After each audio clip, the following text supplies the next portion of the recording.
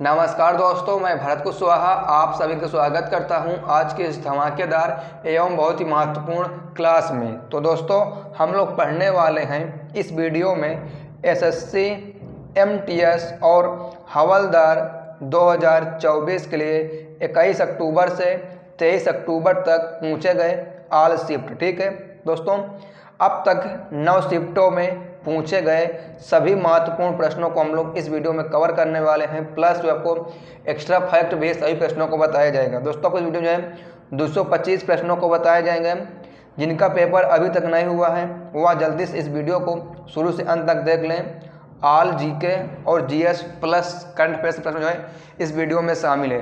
तो वही दोस्तों, आपका ज़्यादा समय न लेते हुए हम इस वीडियो करते हैं स्टार्ट और बात करते हैं कि आज के हम पहले प्रश्न पर। तो वीडियो करते स्टार्ट, देखते हैं दोस्तों आज का पहला प्रश्न। देखिए दोस्तों, आज का पहला प्रश्न आपका था अखिल भारतीय किसान सभा का गठन खालिस्तान में किया गया था। तो इसका जो गठन है अखिल भारतीय किसान सभा का वो 11 अप्रैल 1936 को किया गया था। 11 अप्रैल 1936 जो इसका बिल्कुल ही सही जवाब हो जाएगा। साथियों वही बात करते हैं इसमें हम पॉइंट के ऊपर महत्वपूर्ण। देखिए अगर हम बात करेंगे क्या है दोस्तों इम्पोर्टेंट पॉइंट के ऊपर, तो स्वतंत्रता संग्राम और किसान आंदोलन के दौरान अखिल भारतीय किसान सभा भारतीय संगठनों में से एक थी। संगठन को बाद में 2 अलग अलग भागों में विभाजित किया गया। बिहार प्रांतीय किसान सभा की स्थापना 1929 में बिहार राज्य में हुई, जिसके देखते हैं क्या है, जिसके तहत अधिग्रहण के अधिकारों पर जमींदारों के हमले के खिलाफ किसानों की शिकायत को दूर करने के लिए उन्हें एकत्र और संगठित करने का आह्वान स्वामी सहजानंद सरस्वती द्वारा किया गया। अंततः 11 अप्रैल 1936 को अखिल भारतीय किसान सभा का गठन लखनऊ में आयोजित भारतीय राष्ट्रीय कांग्रेस पार्टी के सत्र में हुआ। ठीक है, तो आप पूछ सकता है कि इसका जो आह्वान किसने किया, तो सहजानंद सरस्वती जो है सही जवाब है। ठीक है, सहजानंद। फिर आइए बात करते हैं हम साथियों अगले प्रश्न पर, देखते हैं फिर अगला। तो देखिए आप जो अगला प्रश्न पूछा हुआ था साइमन कमीशन के विरोध में किस स्वतंत्रता सेनानी की मृत्यु हो गई। साइमन कमीशन के विरोध में, तो सही जवाब हो जाएगा लाला लाजपत राय की जो दोस्तों इसमें मृत्यु हो गई थी, लाला लाजपत राय। आइए बात करते हैं कि आप इसमें पॉइंट के ऊपर। तो देखिए 17 नवंबर 1928 को पुलिस द्वारा किए गए लाठीचार्ज के दौरान गंभीर रूप से घायल होने के पश्चात लाला लाजपत राय की मृत्यु हो गई। 30 अक्टूबर 1928 को जब साइमन कमीशन ने लाहौर का दौरा किया तो लाला लाजपत राय ने मौन अहिंसक मार्च के साथ आयोग के खिलाफ विरोध प्रदर्शन का नेतृत्व किया, लेकिन पुलिस ने उसका जवाब हिंसक रूप से दिया। इसमें एक भी भारतीय को इसके सदस्य के रूप में शामिल होने के वजह से उन्होंने आयोग का विरोध किया था। ठीक है, फिर देखिए दोस्तों क्या है अगला है। तो अगला प्रश्न आपसे पूछा था बैडमिंटन नेट की ऊंचाई कितनी होती है। देखिए बैडमिंटन नेट की मानक ऊंचाई किनारों पर पूछेगा तो 1.55 मीटर और बीच में पूछेगा तो 1.52 मीटर होती है। कोर्ट के किनारों से बैडमिंटन नेट की ऊंचाई 1.55 मीटर यानी 5 फीट 1 इंच है। और देखिए अगर कोर्ट के मध्य में जाल की पूछेंगे तो 1.52 मीटर है यानी 5 फीट। मीटर में इतना है और फीट की बात करेंगे तो 5 फीट ऊंचा है। बीच में नेट का हल्का सा झुकाव इसे तना हुआ रखता है और लगातार खेलने का अनुभव प्रदान करता है। दोस्तों पॉइंट जो आपके हैं सभी इम्पोर्टेंट हैं। फिर आपसे एक प्रश्न पूछा था विलुप्त जानवरों के अध्ययन को क्या कहा जाता है। देखते हैं तो इसको जो है जीवाश्म विज्ञान कहा जाता है, यानी जो कि जानवर जो विलुप्त हो गए हैं उनको जो अध्ययन करते हैं उसके बारे में उनको जो है जीवाश्म विज्ञान कहते हैं। विलुप्त जानवरों के अध्ययन को जीवाश्म विज्ञान कहा जाता है।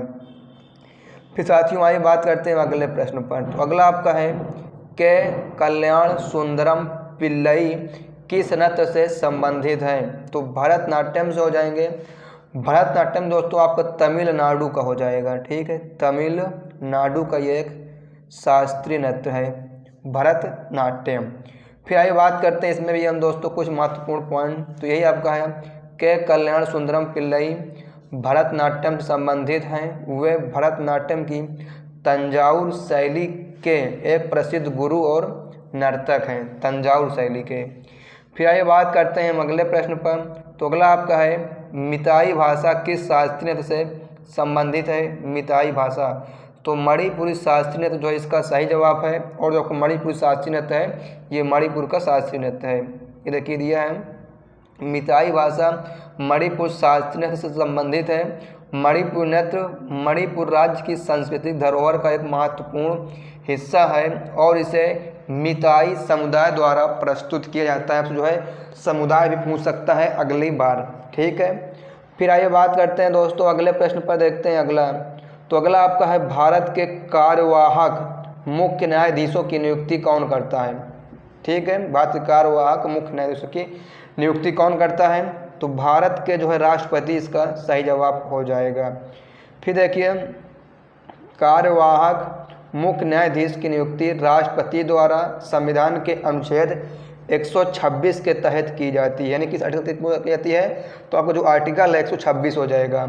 मुख्य न्यायाधीश के पद पर रिक्ति की अवधि जो हमें या जो भी हो उसे पूरा किया जाए। यानी अगर आप क्या है मतलब ये है अगर न्यायाधीश का पद खाली है तो उसको जो है भरना होगा। ये आपका जो है कार्यवाहक जो मंत्री की नियुक्ति है अनुच्छेद 26 तहत की जाती है, आपको ऊपर बता दिए। फिर आपका है चाप चर कूट त्यौहार कितने दिनों तक मनाया जाता है। चाप चूर कूट त्यौहार तो आपको जो है 4 से 5 दिनों तक चलने वाला एक त्यौहार है। चाप चर कूट मिजोरम भारत का त्यौहार है। आपसे पूछेगा स्टेट तो मिजोरम होगा, आपको पूछेगा वो देश तो आपको भारत होगा। यह मिजोरम का सबसे बड़ा त्यौहार दोस्तों, ये आपका जो है मिजोरम का सबसे बड़ा त्यौहार है। फिर है चाप चर कूट का अर्थ उस अवधि के दौरान आयोजित होने वाला त्यौहार है जब काटे गए बांस और पेड़ों को झूम की खेती के लिए जलाने के लिए सुखाने का काम किया जाता है, ठीक है। फिर देखिए क्या है अगला प्रश्न। तो अगला प्रश्न आपका है समानता का अधिकार किस अनुच्छेद से, समानता का अधिकार कौन से अनुच्छेद से कौन से अनुच्छेद तक है, ठीक है। कौन सा अनुच्छेद से कौन से अनुच्छेद तक है। तो आपको जो है अनुच्छेद 14 से 18 के बीच में जो है समानता के अधिकार के बारे में बात की गई है। जिन दोस्तों ने समानता के अधिकार में 14 से 18 को टिक किया है उनका जो बिल्कुल ही सही जवाब है, ठीक है। अनुच्छेद 14 में यह कहा गया है कि सरकार को किसी भी व्यक्ति को कानून के तहत समान व्यवहार से वंचित नहीं करना चाहिए। यानी अभी कहने का मतलब है सभी को जो है एक समान अधिकार है। यह आपको जो है हमारे संविधान में भी है। फिर है भारत ने पहली बार ICC T20 विश्व कप क्रिकेट की मेज़बानी किस वर्ष की थी। तो दोस्तों जो भारत ने 2016 में इसकी मेज़बानी की थी। फिर आइए देखते हैं कह रहे हैं ICC विश्व T20 का छठा पुनरावृत्ति 2016 में हुआ था। यह भारत में 8 मार्च से 23 अप्रैल तक 2016 तक संपन्न हुआ। यह पहली बार था जब भारत ने मेज़बान राष्ट्र के रूप में सेवा की थी और इसका जो आयोजन दोस्तों वो 7 शहरों में हुआ था। बेंगलोर है, धर्मशाला, कोलकाता, मोहाली, मुंबई, नागपुर और नई दिल्ली ने टूर्नामेंट में खेलों की मेज़बानी की थी। फिर है 2026 ICC T20 विश्व कप की जो मेज़बानी है सह मेज़बानी भारत और श्रीलंका द्वारा की जाएगी। यानी अब 2026 का उसकी जो मेज़बानी है भारत और श्रीलंका द्वारा की जाएगी।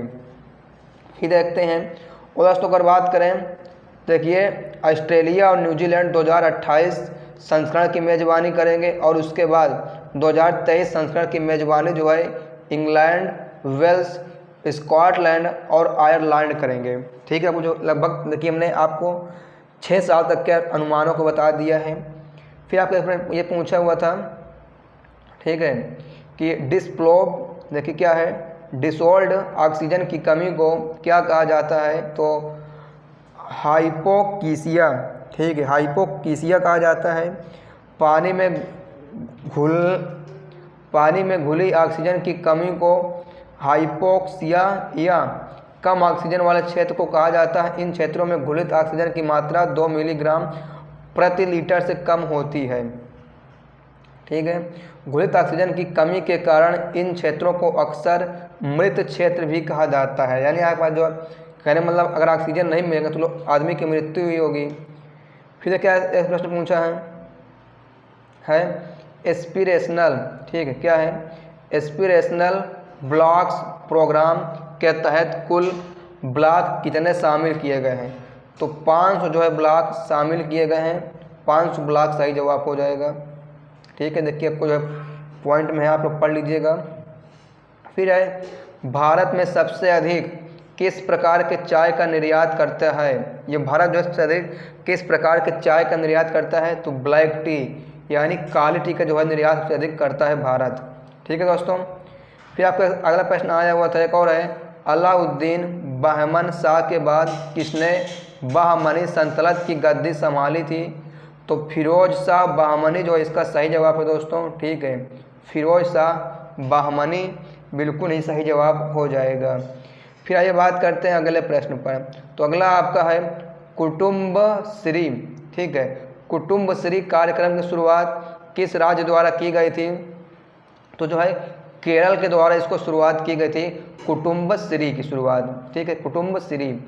फिर आपका अगला है what is the formula for sulphur hydrochloride hexafluoride है, ठीक है, what is the formula for sulphur hexafluoride, तो सल्फर हेक्साफ्लोराइड का रासायनिक सूत्र होता है SF6, यानी SF6 जो है इसका हो जाएगा।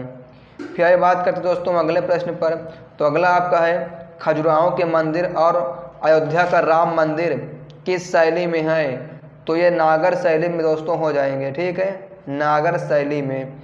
फिर आइए बात करते हैं अगले प्रश्न पर, तो अगला आपका है डोलू कुनीथा किस राज्य के लोक नृत्य का एक रूप है, तो कर्नाटक जो इसका सही जवाब है दोस्तों, कर्नाटक का ये लोक नृत्य है। आपको ये दोस्तों ये प्रश्न है PYQ है, यानी प्रीवियस ईयर क्वेश्चन है, पहले ही आपको जो है पूछा जा चुका है ये प्रश्न, ठीक है। फिर आपका जो है अगला है भारतीय राष्ट्रीय कांग्रेस के प्रथम अध्यक्ष कौन थे, तो WC बनर्जी जो इसके प्रथम अध्यक्ष थे, WC बनर्जी, ठीक है।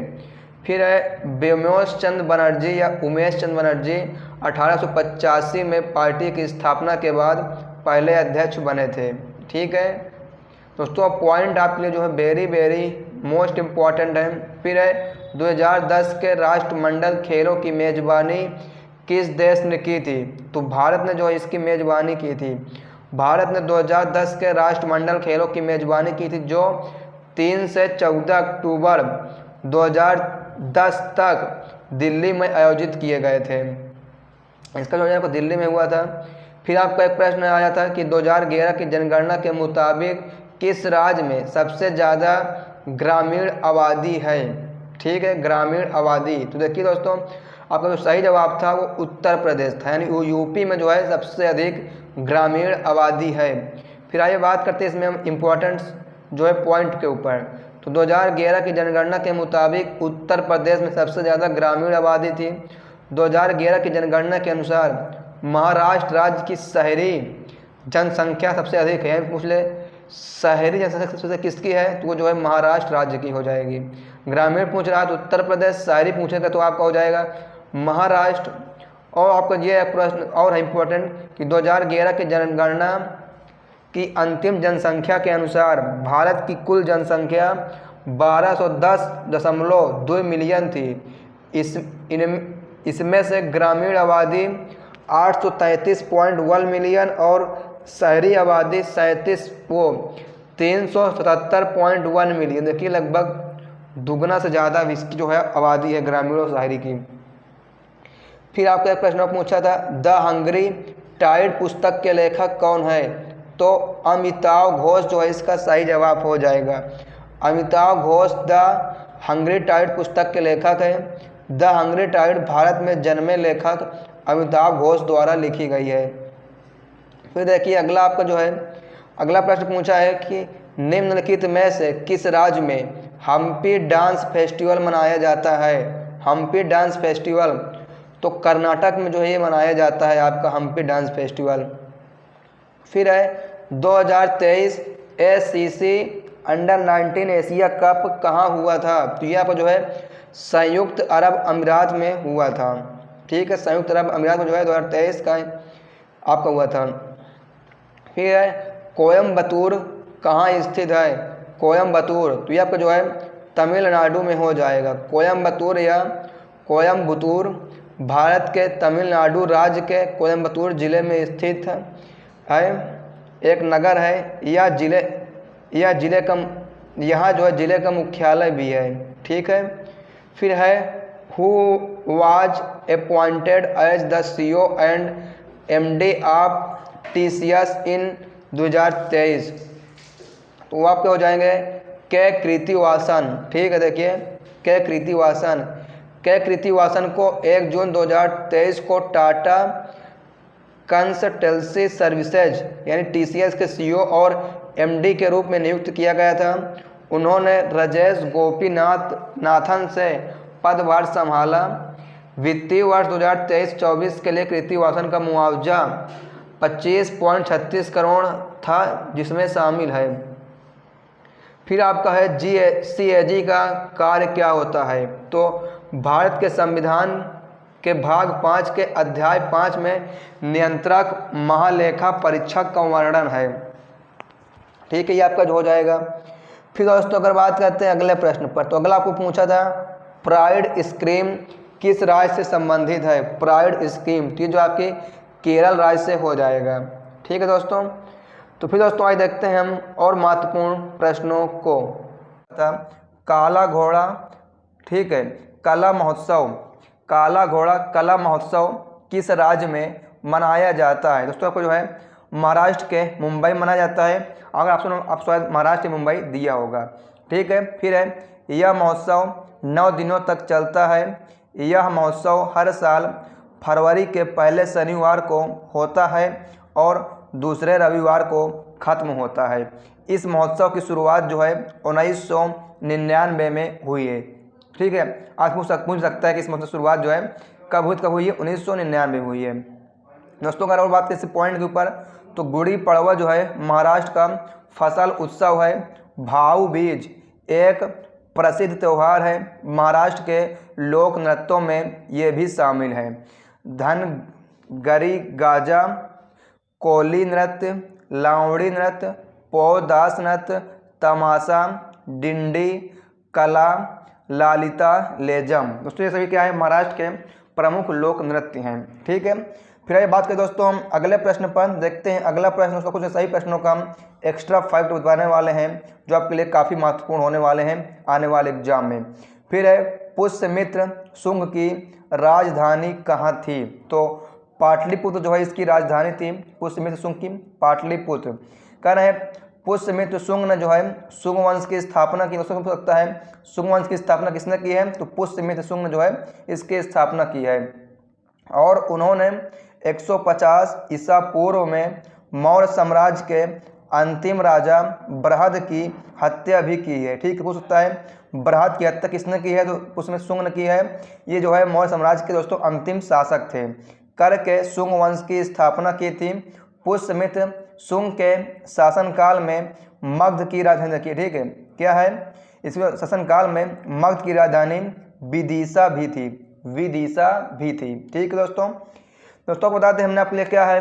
कल जो है 30 सितंबर से, ठीक है, 30 सितंबर से 18 अक्टूबर 2024 तक में पूछे गए सभी प्रश्नों को कंप्लीट किया है। अगर दोस्तों आप लोग इन क्लास को देखना है तो इसका जो आपको लिंक है इस वीडियो के नीचे को जो है डिस्क्रिप्शन बॉक्स में मिल जाएगा। हमने जो है सभी प्रश्नों को कराए जो इसमें पूछे गए थे।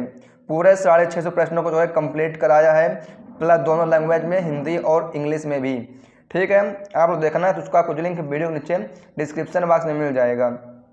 फिर है what is the charge of electron, यानी इलेक्ट्रॉन पर कितना आवेश होता है।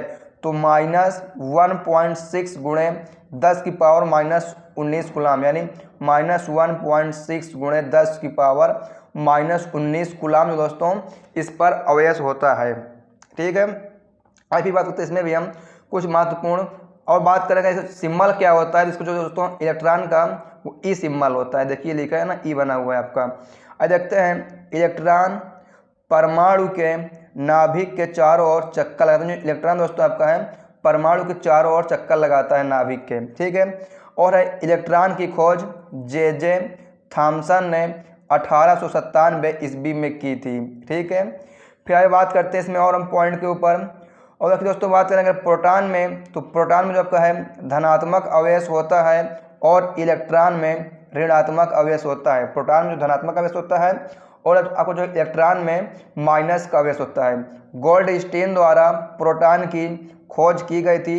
प्रोटॉन का नाम रदरफोर्ड द्वारा दिया गया था। ठीक है, रखा खोजा किसने, उन्होंने रखा किसके नाम पर गया, रदरफोर्ड के नाम पर। फिर है न्यूट्रॉन की खोज जेम्स चैडविक द्वारा की गई थी।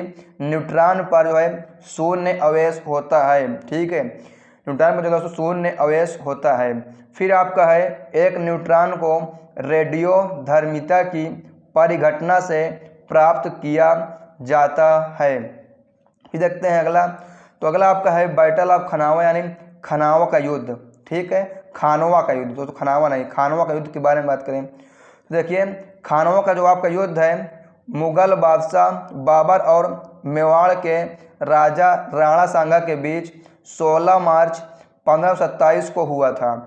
यह युद्ध आगरा से 35 किलोमीटर दूर खानवा गांव में लड़ा गया था। इस युद्ध में बाबर ने तोप खाने और बंदूकों के बल पर राणा सांगा की सेना को हराया था। तोप खाने और बंदूकों के बल पर दोस्तों इस युद्ध को जीता हुआ था। फिर है इस युद्ध में विजय के बाद बाबर ने गाजी की उपाधि धारण की। अब पूछ सकता है कि बाबर ने जो है कब गाजी की उपाधि धारण की, किसके बाद की, ये आपका जो है दोस्तों ये हो गया। फिर है वाइब्रेट विलेज प्रोग्राम 2023 का उद्घाटन किसने किया था। ठीक है दोस्तों, वाइब्रेट विलेज प्रोग्राम का, तो इसका जो उद्घाटन देखिए किसने किया है, तो आपका किया है केंद्रीय गृह मंत्री अमित शाह ने 10 अप्रैल 2023 को अरुणाचल प्रदेश के सीमावर्ती गांव किबिथू में वाइब्रेट विलेज प्रोग्राम का उद्घाटन किया। ठीक है, सीमावर्ती गांव किबिथू में। ठीक है, फिर दोस्तों आइए बात करते हैं हम अगले प्रश्न पर और देखते हैं अगला। तो देखिए आपका अगला है, कह रहे हैं संपत्ति कर और उपहार कर को कागजी कर क्यों कहा जाता है। संपत्ति कर और उपहार कर को कागजी कर क्यों कहा जाता है, हम लोग को दोस्तों ये बताना है। ठीक है, तो कह रहे हैं क्योंकि इन्हें व्यापक रूप से लागू नहीं किया जाता और अक्सर करदाता इनसे बचते हैं। ठीक है, तो ये आपका जो है तो सही जवाब है। फिर आइए बात करते हैं अगले प्रश्न पर। देखिए दोस्तों आपका अगला है बॉर्डर गावस्कर ट्रॉफी किन देशों के बीच खेली जाती है। दोस्तों इसका जो है बहुत जल्द सीरीज आपकी जो है फिर से होने वाली 2024 वाली। ठीक है, तो ये बात करते हैं दोस्तों किन के बीच खेला जाता है, तो भारत और ऑस्ट्रेलिया के बीच खेले जाने वाली एक अंतर्राष्ट्रीय टेस्ट क्रिकेट ट्रॉफी है। इसी ट्रॉफी का नाम भारत के पूर्व कप्तान सुनील गावस्कर और भारत के पूर्व कप्तान सुनील गावस्कर और ऑस्ट्रेलिया के पूर्व कप्तान एलन बॉर्डर के नाम पर रखा गया है, बॉर्डर सुनील गावस्कर ट्रॉफी। ठीक है दोस्तों, अगर बात करें इसका जो है फर्स्ट एडिशन कब हुआ था, इसका जो फर्स्ट एडिशन आपका है वो 1996 और 97 के बीच में हुआ था। अगर बात करें इसमें जो सबसे ज़्यादा रन किसने बनाया है, तो मोस्ट रन जो है सचिन तेंदुलकर ने बनाया है 3235 रन, और जो है मोस्ट विकेट किसने लिया है, तो वो आपका जो है अनिल कुंबले, किसमें VGT बॉर्डर गावस्कर ट्रॉफी दोस्तों हम जो है बात कर रहे हैं। ठीक है दोस्तों, आपको बता दें कि इसको जो है सचिन तेंदुलकर को क्रिकेट का भगवान कहा जाता है, और जो कि अनिल कुंबले हैं इनको जो है जंबो के नाम से जाना जाता है। इनका भी जो है हाल ही में बर्थडे मनाया गया है। फिर आइए बात करते साथियों हम अगले प्रश्न पर देखते हैं अगला।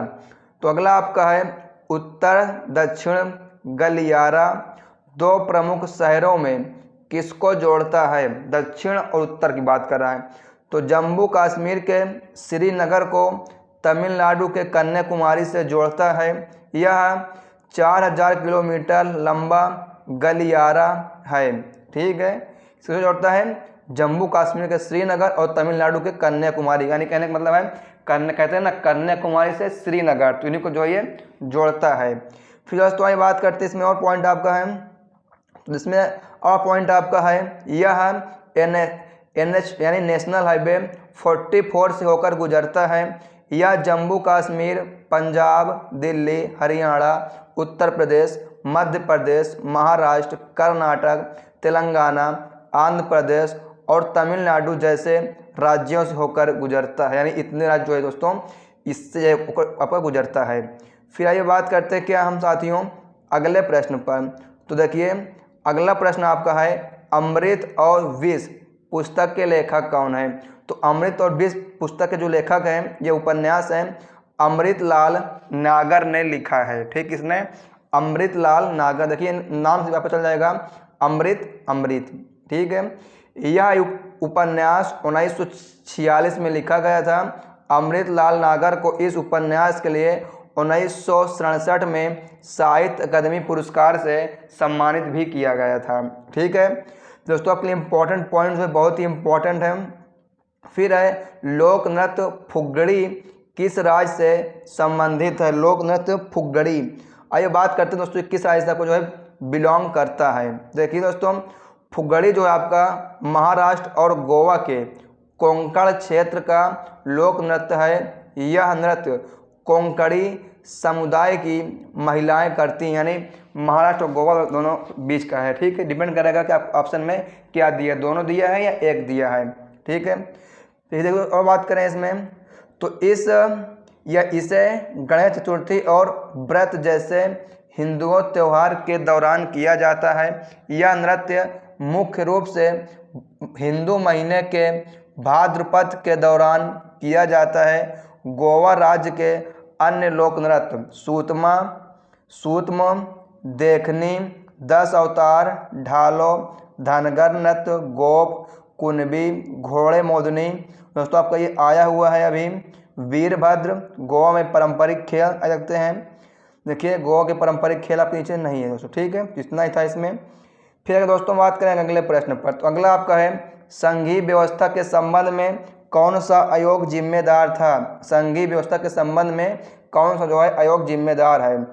तो देखिए इसमें का जो आपका जिम्मेदार है भारत का वित्त आयोग है, जो भारत की संघीय व्यवस्था में भूमिका निभाता है। भारत में संघीय व्यवस्था की स्थापना किस अधिनियम में हुई थी। तो इसकी जो स्थापना 1935 का भारत सरकार अधिनियम, 1935 के भारत सरकार अधिनियम ने एक अखिल भारतीय संघ की स्थापना के लिए, ठीक है देखिए स्थापना के लिए प्रावधान किया, जिसमें प्रांतों और रियासतों को इकाइयों के रूप में शामिल किया गया था। इसका उद्देश्य देश में संघीय राजनीति की स्थापना करना था। केंद्र और प्रांत के बीच सत्ता का विभाजन 3 सूचियों यानी साथी, ठीक है, प्रांतीय और समवर सूची के मध्य किया गया है। फिर देखिए आपको दोस्तों अगला प्रश्न है 2023 में राष्ट्रीय बहुआयामी गरीबी सूचांक MPI के अनुसार बहुआयामी गरीब लोगों का सबसे कम प्रतिशत वाला केंद्र शासित प्रदेश कौन सा है। तो अब पुदुचेरी या दादरा और नगर हवेली जो है इसका सही जवाब हो जाएगा। ठीक है, दादरा और नगर हवेली जो है इसका बिल्कुल ही सही जवाब हो जाएगा। फिर दोस्तों अगर बात करेंगे अगले प्रश्न पर, तो अगला आपका है इनमें से कौन सी ब्रह्मपुत्र की सहायक नदी है। दोस्तों आपको जो है ऑप्शन में गोदावरी जो है इसको दिया होगा। ठीक है, गोदावरी जो है इसकी सहायक नदी है। करें ब्रह्मपुत्र की, ये ब्रह्मपुत्र नदी की प्रमुख सहायक नदियाँ इस प्रकार हैं। बाएं किनारे की सहायक नदियाँ लोहित नदी, दिव्यांग नदी, सुबनसिरी नदी, धनसिरी नदी, कोपली नदी, तीस्ता नदी के दोस्तों बाएं किनारे से हैं। ठीक है, अब बात करते हैं हम दाहिने किनारे के। देखिए बात करेंगे दाहिने किनारे की सारी नदियाँ, कामेक, मानस नदी, तोरसर नदी, रायडक नदी, जल ढाका नदी, सनकोस नदी, गदाधार नदी, सुबनसिरी नदी और धनसिरी नदी। ये सभी जो क्या है दाहिने की ओर बहती हैं और ऊपर जो है बाहिने की ओर है। ठीक है साथियों, फिर आइए बात करते हैं अगले प्रश्न पर। तो अगला आपका है 2022 में बेस्ट कोरियोग्राफर का अवार्ड किस कुचिपुड़ी नृत्यांगना को मिला था? तो संध्या राजू ने तेलुगु फिल्म नाट्यम में अपने काम के लिए 68वें राष्ट्रीय फिल्म पुरस्कार में सर्वश्रेष्ठ कोरियोग्राफी का पुरस्कार जीता। किसने? संध्या राजू ने। ठीक है दोस्तों, फिर बात करते हैं अगले प्रश्न पर। तो अगला आपका है तनरस खान किस घराने से संबंधित हैं? तो तनरस खान जो है कुतुब बख्श, जिन्हें आमतौर पर तनरस खान कहा जाता है, ये जो है दोस्तों दिल्ली घराने से बिलोंग करते हैं। वह अंतिम मुगल सम्राट बहादुर शाह जाफर द्वितीय के दरबारी और संगीतकार और संगीत शिक्षक थे। ठीक दोस्तों, आपके लिए क्वेश्चन जो है सभी इम्पोर्टेंट है, पॉइंट जो है बहुत ही है। फिर है अनाहत सिंह। अनाहत सिंह किस खेल से संबंधित हैं? तो ये इंडियन स्क्वैश प्लेयर हो जाएंगे अनाहत सिंह, जो दिल्ली यानी भारतीय हैं। ठीक है, अनाहत सिंह, अनाहत ठीक है, अनाहत। फिर दोस्तों बात करते हैं कि हम लोग अगले प्रश्न पर देखते हैं अगला। तो अगला है शरीर में विटामिन के की कमी से क्या होता है? तो विटामिन के की कमी से जो आपका रक्त का थक्का बनने में दिक्कत होती है, जो रक्त थक्का है या खून जमना जो है इसमें दिक्कत हो जाती है। फिर देखिए आपका अगला है 1905 में राष्ट्रीय कांग्रेस के अध्यक्ष कौन थे? तो देखिए दोस्तों 1905 जो है कौन थे? तो आपके है गोपाल कृष्ण जो है गोखले, दोस्तों सही जवाब हो जाएंगे। आइए देखते हैं कौन है गोपाल कृष्ण गोखले। देखिए इसमें पॉइंट है भारतीय राष्ट्रीय कांग्रेस ने 1905 में अपने बनारस अधिवेशन में स्वदेशी आह्वान को उठाने का निर्णय लिया। इसकी अध्यक्षता गोपाल कृष्ण गोखले ने की थी। दोस्तों ये बात करते हैं हम लोग शुरू से, ठीक है, कांग्रेस की अध्यक्षता के बारे में। 1885 में बम्बई में WC बनर्जी ने प्रथम सत्र में 72 प्रतिनिधियों ने भाग लिया था। यानी जो है कांग्रेस की प्रथम अध्यक्षता हुई थी वो 1885 में हुई थी, बम्बई में हुई थी। WC बनर्जी जो है इसके दोस्तों अध्यक्ष हुए थे। फिर इसके जो है अगली अध्यक्षता जो है अगला जो है इसका हुआ था 1866 में कलकत्ता में दादा भाई नौरोजी जो है राष्ट्रीय कांग्रेस और राष्ट्रीय सम्मेलन के अध्यक्ष थे। कौन? 1886 में कौन थे? दादा भाई नौरोजी। फिर आपका दोस्तों 1887 फिर सम्मेलन हुआ, इसमें जो है ये मद्रास में हुआ। सैयद बदरुद्दीन तैयब जी जो है मुसलमानों से अन्य राष्ट्रीय नेताओं से हाथ मिलाने की अपील की। किस? मुसलमानों से अन्य राष्ट्रीय नेताओं से जो है हाथ मिलाने की अपील की थी। फिर आपका 1888 में इलाहाबाद में हुआ, जॉर्ज यूल ने जो इसकी की थी, प्रथम अंग्रेज राष्ट्रपति ये हुए थे। ठीक है, जॉर्ज यूल। फिर इसके दोस्तों अगले आपका हुआ था अधिवेशन 1896 कलकत्ता में रहीमतुल्लाह एम सयानी जो है राष्ट्रीय गीत वंदे मातरम जो है पहली बार गाया गया था 1896 में। फिर 1906 में इसका अगला अधिवेशन हुआ, दादा भाई नौरोजी के फिर थे अध्यक्ष। स्वराज शब्द का पहली बार उल्लेख हुआ। दोस्तों को सब कुछ बताया जा रहा है, ठीक है। फिर अगली जो अध्यक्षता हुई थी 1907 में, इसके जो है सूरत रासे बिहारी घोष जिसके अध्यक्ष थे। पार्टी उग्रवादियों और उदारवादियों में विभाजित हो गई, ये भी आपके लिए इम्पोर्टेंट है।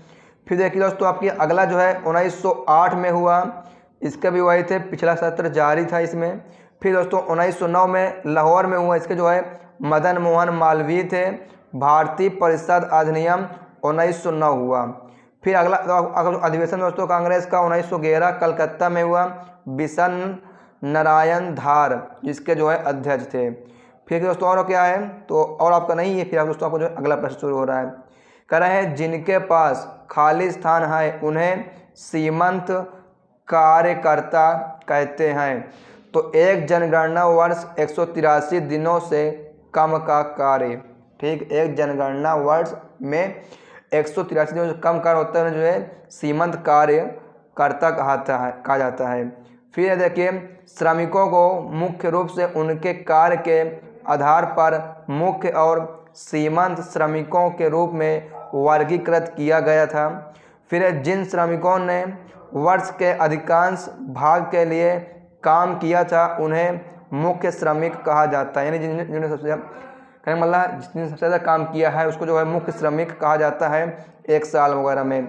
फिर है वर्ष के अधिकांश भाग का अर्थ 6 महीने यानी 183 दिन या उससे अधिक होता है। जिन लोगों ने वर्ष के अधिकांश भाग के लिए काम नहीं किया था अर्थात देखिए नहीं है। ठीक है, फिर देखते हैं आपका अगला है, बौद्ध धर्म में मातृ भिक्ष के शरणार्थी शरीर को क्या कहा जाता है? तो इन्हें जो है अक्सर स्तूप या अवशेष कहा जाता है। बौद्ध धर्म में मृत भिक्षु के शरणार्थी शरीर को क्या कहते हैं? तो स्तूप या अवशेष ठीक कहा जाता है। फिर दोस्तों अगर बात करते हैं अगले प्रश्न पर, तो अगला आपका है स्वपोषी के बारे में 4 कथन में से कौन सही है? आप लोग को जो है ये बताना है। तो हमें जो है दोस्तों इसमें सही तो पता नहीं है। ठीक है, स्वपोषी क्या होते हैं? स्वपोषी जीव अकार्बनिक तत्व को कार्बनिक तत्व में बदलते हैं। अकार्बनिक तत्व को कार्बनिक तत्व में बदलना ही जो है स्वपोषी कहलाता है। यही जो है आपको ऑप्शन में शायद दिया होगा। फिर आपका है समुद्र की नर्सरी के रूप में जाना जाता है। तो मुहाना को अक्सर समुद्र की नर्सरी कहा जाता है, मुहाना। ठीक है दोस्तों, क्योंकि कई जानवर प्रजनन करते हैं और अपने जीवन का प्रारंभिक भाग वहीं बिताते हैं, मुहाना में। फिर आइए बात करते हैं अगले प्रश्न पर। देखिए दोस्तों अगला प्रश्न आपका ये है, कह रहा है भारत में फसल ऋतु कौन सी है? तो खरीफ की है, रबी है और जायद जो है तीनों होती हैं। दोस्तों यहाँ जो हमारा है सेकेंड और थर्ड शिफ्ट जो है प्रश्न स्टार्ट हो रहे हैं। वो हमारा फर्स्ट था, अब जो है वो सेकेंड थर्ड हो गए। अगर दोस्तों बात करें खरीफ फसल के मौसम के बारे में, तो खरीफ का मौसम बड़े पैमाने पर दक्षिण पश्चिम मानसून के साथ समाप्त होता है। देखते हैं और दोस्तों कहा है आमतौर पर यह जून से सितंबर के बीच होता है। दोस्तों क्या है, खरीफ की फसल की जो है बात कर रहे हैं। ठीक है, जून से सितंबर के बीच में ख़त्म होता है, लगभग रहता है। ठीक है, और आपका इसके जो अगर बात करें तो चावल, मक्का, रागी, ज्वार, बाजरा, कपास, जूट, ये सब जो है क्या इसकी मौसमी फसलें हैं। ये प्रमुख फसलें हैं किसकी? खरीफ की। फिर दोस्तों बात करते हैं रबी फसल के मौसम के बारे में। तो वही देखते हैं रबी के बारे में। तो यह मौसम जो है दोस्तों सर्दियों की शुरुआत के साथ शुरू होता है, यानी जो है सर्दियों आने वाली शुरुआत जो है होने वाली है। आमतौर पर यह जून से सितंबर के बीच रहता है। चावल, मक्का, रागी, ज्वार, कपास ये इसमें फिर प्रमुख फसलें हैं। शायद दोबारा लिख गए, थोड़ा कन्फर्म कर लेंगे आपको। दोस्तों आपको बता दें इसका कुछ जो लिंक है या आपको इसका जो PDF दोस्तों आपको कहाँ मिलने वाला है, तो आपको मिलने वाला है हमारे डिस्क्रिप्शन बॉक्स में दिए गए टेलीग्राम चैनल पर मिलेगा। दोस्तों अभी तक आप लोगों ने वीडियो को लाइक नहीं किया तो वीडियो को लाइक करें और हमारे यूट्यूब चैनल पहली बार इस चैनल को सब्सक्राइब करें दोस्तों, क्योंकि आप लोग जो है किसी भी की हो आपको पेपर जो है ये पास कराया जाता है, वो भी 100% जेन्युइन प्रश्न के साथ। फिर दोस्तों बात करते हैं हम लोग अगले इसी में एक और पॉइंट के ऊपर। दोस्तों रबी की फसल होता है, फिर ये आपका रबी का मौसम आ रहा है। ठीक है सर, वो उसी में कथा है दोस्तों। अब दोस्तों हमारा सेकंड नंबर रबी फसल के मौसम बारे में। तो यह मौसम जो है सर्दियों की शुरुआत के साथ शुरू होता है। ठीक है, इसमें पढ़ा पहले भी। यह जो मौसम आपका है यह अक्टूबर और नवंबर में शुरू होता है, मार्च और अप्रैल में जो है समाप्त होता है। ठीक है, अब ये हमारा जो है रबी का मेन है। गेहूं है, चना है, रेपसीड है, मस्टर्ड यानी सरसों है, जौ जो है इस मौसम की प्रमुख फसल है। खरीफ की नहीं, ये रबी की है। ठीक है, तो रबी की देखिए दोस्तों आप कितनी हैं, गेहूं, चना, रेपसीड, मस्टर्ड और जौ। फिर आइए बात करते हैं साथियों हम लोग अगले प्रश्न पर। इसमें देखते हैं फिर आपका जायद की फसल मौसम भी है, इसका जो आपको इम्पोर्टेंट पॉइंट नहीं लिखा हुआ है। फिर है निम्नलिखित में से कौन गोदावरी की सहायक नदी नहीं है, जिसमें गोदावरी लिखा है। देखते हैं इसमें थोड़ा सा कुछ हमें दिक्कत लग रहा है। ठीक है, तो देखिए गोदावरी बेसिन प्रायद्वीप की सबसे बड़ी नदी प्रणाली है और भारत में गंगा प्रणाली के बाद दूसरे स्थान पर है गोदावरी। ठीक है, आंसर आपको बताना है, ये इसका तो आंसर नहीं होने वाला है। फिर बात करते हैं क्या, हाँ गोदावरी की पूछ रहा है। फिर आप दोस्तों पूछा हुआ था कि बेगम नूरजहाँ का पहले नाम क्या था, तो मेहरू निस्सा। ठीक, देखिए मेहरू निस्सा जो है, निस्सा इस दोस्तों हो जाएगा। नूरजहाँ का असली नाम है मेहर उन निस्सा। मेहर उन निस्सा जो इनका पहला नाम था या पुराना नाम था, नूरजहाँ का बेगम का। फिर दोस्तों आपका अगला है टी.एच. विनायक राम एक प्रसिद्ध संगीतकार किस वाद्य यंत्र से जुड़े हैं, तो टी.एच. विनायक राम जो है दोस्तों घटम से जुड़े हुए हैं। टी.एच. विनायक राम, देखिए दोस्तों TH. Vinayak Ram full form की बात करें, थेटा कुड्डी हरिहर विनायक राम, जिन्हें विक्कू विनायक राम के नाम से भी जाना जाता है, एक भारतीय ताल वादक हैं। उन्हें घटम के देवता के रूप में भी जाना जाता है। तो हो सकता है कि कौन है घटम के देवता, तो यही आपके विनायक राम हो जाएंगे। फिर आपका है हुआ घटम के साथ कर्नाटक संगीत बजाते हैं और उन्हें घटम को लोकप्रिय बनाने का श्रेय दिया जाता है। दोस्तों आप लोग इनको पढ़ लीजिएगा। ठीक है, देखते फिर हम अगला। तो अगला आपको प्रश्न है कि भोजन में स्टार्च की उपस्थिति का परीक्षण करने के लिए किस विलयन का उपयोग किया जाता है। आज देखते हैं दोस्तों किस विलयन का जो है हम लोग प्रयोग करते हैं, तो आपका है आयोडीन विलयन जो है सही जवाब दोस्तों हो जाएगा, आयोडीन विलयन। ठीक है, फिर देखिए इसमें कह रहा है स्टार्च के लिए रासायनिक परीक्षण में आयोडीन विलयन को मिश्रित किया जाता है और उसका रंग नीले या काले रंग में परिवर्तित होता है, जिससे स्टार्च की उपस्थिति ज्ञात हो जाती है। फिर दोस्तों आइए बात करते हैं क्या हम लोग अगले प्रश्न पर देखते हैं। अगला इसमें और पॉइंट आपके हैं आयोडीन जो कि परीक्षण के लिए उपयोग किए जाने वाला द्रव्य है, जिसका उपयोग कार्बोहाइड्रेट की उपस्थिति द्वारा स्टार्च की उपस्थिति को ज्ञात करने के लिए किया जाता है। स्टार्च पौधों की हरी पत्तियों में होता है या पौधों में आरक्षित खाद्य पदार्थ के रूप में भी कार्य करता है। दोस्तों आपका हो गया। फिर आपसे अगला प्रश्न पूछा हुआ था राष्ट्रीय एकता दिवस 19 नवंबर को किसकी जयंती को चिन्हित करने के लिए मनाया जाता है, तो जो दोस्तों इंदिरा गांधी की जयंती को चिन्हित करने के लिए जो है 19 नवंबर को राष्ट्रीय एकता दिवस मनाया जाता है, जो आपका आने वाला है लगभग एक महीने में। ठीक है, आज आपकी होगा 19 नवंबर को ही मनाया जाता है। फिर देखिए इसमें दोस्तों पॉइंट की अगर बात करें, देखिए राष्ट्रीय एकता दिवस 19 नवंबर को इंदिरा गांधी की जयंती को चिन्हित करने के लिए मनाया जाता है। 19 नवंबर 2021 को भारत की पहली और अब तक की एकमात्र महिला प्रधानमंत्री इंदिरा गांधी की 104वीं जयंती मनाई गई। दोस्तों ये है भारत की एकमात्र महिला प्रधानमंत्री हैं इंदिरा गांधी।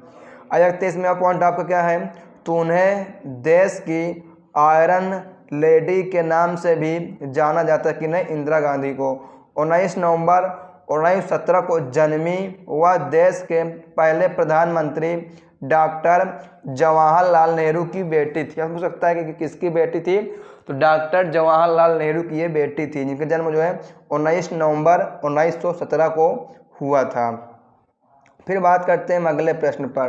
तो अगला आपका है the best mistake of my life किसकी आत्मकथा है, तो ये जो है संजय खान की एक आत्मकथा हो जाएगी। The best mistake of my life Sanjay Khan की आत्मकथा है। फिर देखिए दोस्तों आपका अगला प्रश्न है देवधर ट्रॉफी किस खेल से संबंधित है, तो जो आपको है क्रिकेट से संबंधित हो जाएगा देवधर ट्रॉफी। फिर दोस्तों बात करते हैं हम अगले प्रश्न पर, कह रहे हैं देवधर ट्रॉफी भारतीय घरेलू क्रिकेट में सूची ए क्रिकेट प्रतियोगिता है। ठीक है, फिर दोस्तों देखते हैं इसमें और पॉइंट, तो आपका यह एक 50 ओवर का टूर्नामेंट है जो सालाना 3 टीमों के बीच खेला जाता है। इसमें दोस्तों जो है कुल 3 टीमें ही रहती हैं, ठीक है, देवधर ट्रॉफी में। फिर देखिए यह है 3 राष्ट्रीय स्तरीय टीम इंडिया ए, टीम इंडिया बी और टीम इंडिया सी के बीच जो है इसको खेला जाता है। इसका जो पहला संस्करण है 1973 और 74 में खेला गया था, देवधर ट्रॉफी का पहला संस्करण। फिर आपका है ट्रॉफी का नाम प्रो डीबी देवधर के नाम पर रखा गया है। उन्हें भारतीय क्रिकेट के ग्रैंड ओल्ड मैन के नाम से भी जाना जाता है, ठीक है, उन्हें भारतीय क्रिकेट के जो है ग्रैंड ओल्ड मैन के नाम से भी जाना जाता है। फिर दोस्तों क्रिकेट से जुड़ी कुछ अन्य ट्रॉफियाँ, Vijay Hazare trophy, Gavaskar Border trophy, Wisden trophy, Duleep trophy, Rani Jhansi trophy, Ranji trophy, C K Naidu trophy, Irani trophy, इसमें जो क्या है क्रिकेट से जुड़ी कुछ अन्य ट्रॉफियाँ हैं, ठीक है दोस्तों। फिर आइए बात करते हैं हम अगले प्रश्न पर, देखते हैं अगला। तो अगला प्रश्न है वित्त आयोग का गठन एक अध्यक्ष और अन्य सदस्यों की संख्या के साथ किया जाता है। जो है एक आपका अध्यक्ष होता है और 4 जो है अन्य सदस्यों के साथ इसका जो है किया जाता है। 4 जो है सही जवाब है। फिर है आयोग ने हर 5 साल में एक अध्यक्ष और 4 अन्य सदस्यों को नियुक्त किया जाता है। फिर है वित्त आयोग भारतीय संविधान के अनुच्छेद 280 के तहत भारत के राष्ट्रपति द्वारा समय समय पर गठित आयोग है। इसका जो मतलब गठन है वित्त आयोग का राष्ट्रपति द्वारा किया जाता है। फिर देखिए इसका और पॉइंट इसमें है, इसका गठन भारत की केंद्र सरकार और व्यक्तिगत राज्य सरकारों के बीच वित्तीय संबंधों को परिभाषित करने के लिए किया गया है। वित्त आयोग नियम 1951 संवैधानिक निकाय के सदस्य होने के मानदंड में है। फिर आपका है मेगास्थनीज ने भारतीय समाज को कितने श्रेणियों में विभाजित किया है। तो मेगास्थनीज दोस्तों भारतीय समाज को कुल 7 श्रेणियों में विभाजित किया है, 7, ठीक है, 7 सही जवाब हो जाएगा, यानी 7। फिर दोस्तों अगर बात करें अगले प्रश्न पर, तो अगला आपका है बुलंद दरवाज़ा किसका हिस्सा है। तो जो है फतेहपुर सीकरी का हिस्सा हो जाएगा आपका बुलंद दरवाज़ा। दोस्तों इतने प्रश्न हमने आपको बताया है, सभी आज के फर्स्ट और सेकंड और थर्ड शिफ्ट में पूछे गए हैं। हम दोस्तों आपको बता दें हमारे चैनल पे कोई फालतू कार्ड आपको नहीं प्रोवाइड किया जाता, आपको वही प्रोवाइड कराते हैं जो आपके लिए काफ़ी लाभदायक हो और 100% जो जेन्युइन प्रश्न हो, ठीक है। दोस्तों को बता दें आप लोग और किसी भी एग्जाम तैयारी कर रहे हैं तो आप लोग वीडियो को जो है तक देख लीजिए, क्योंकि जितने भी आने वाले एसएससी के एग्जाम हैं उनमें आपको जो है इसमें से बहुत ही मदद मिलने वाली है। फिर है फतेहपुर सीकरी में बुलंद दरवाज़ा का निर्माण महान मुगल सम्राट अकबर ने 1575 में कराया था। अकबर ने गुजरात पर अपनी जीत के उपलक्ष्य में बुलंद दरवाज़ा का निर्माण करवाया था। ठीक है, पूछ सकता है कि अकबर ने किसकी जीत पर किया था। फिर आपका जो है अगला प्रश्न है भारत के किस केंद्र शासित प्रदेश में ग्रामीण जनसंख्या सबसे ज़्यादा है। ठीक है, तो दादरा और नगर हवेली, दमन और दीव, 2 ऐसे जो आपके हैं यूनाइटेड टेरिटरी जहाँ जो है ग्रामीण जनसंख्या सबसे अधिक है। फिर आइए बात करते हैं इसमें और देखिए भारत के केंद्र शासित प्रदेशों में ग्रामीण जनसंख्या सबसे ज़्यादा दादरा नगर हवेली और दमन द्वीप में है। यह केंद्र शासित प्रदेश मुख्य रूप से ग्रामीण क्षेत्रों से घिरा हुआ है और यहाँ की अधिकांश जनसंख्या ग्रामीण क्षेत्र में निवास करती है। ये आपका जो है इम्पॉर्टेंट पॉइंट्स हैं।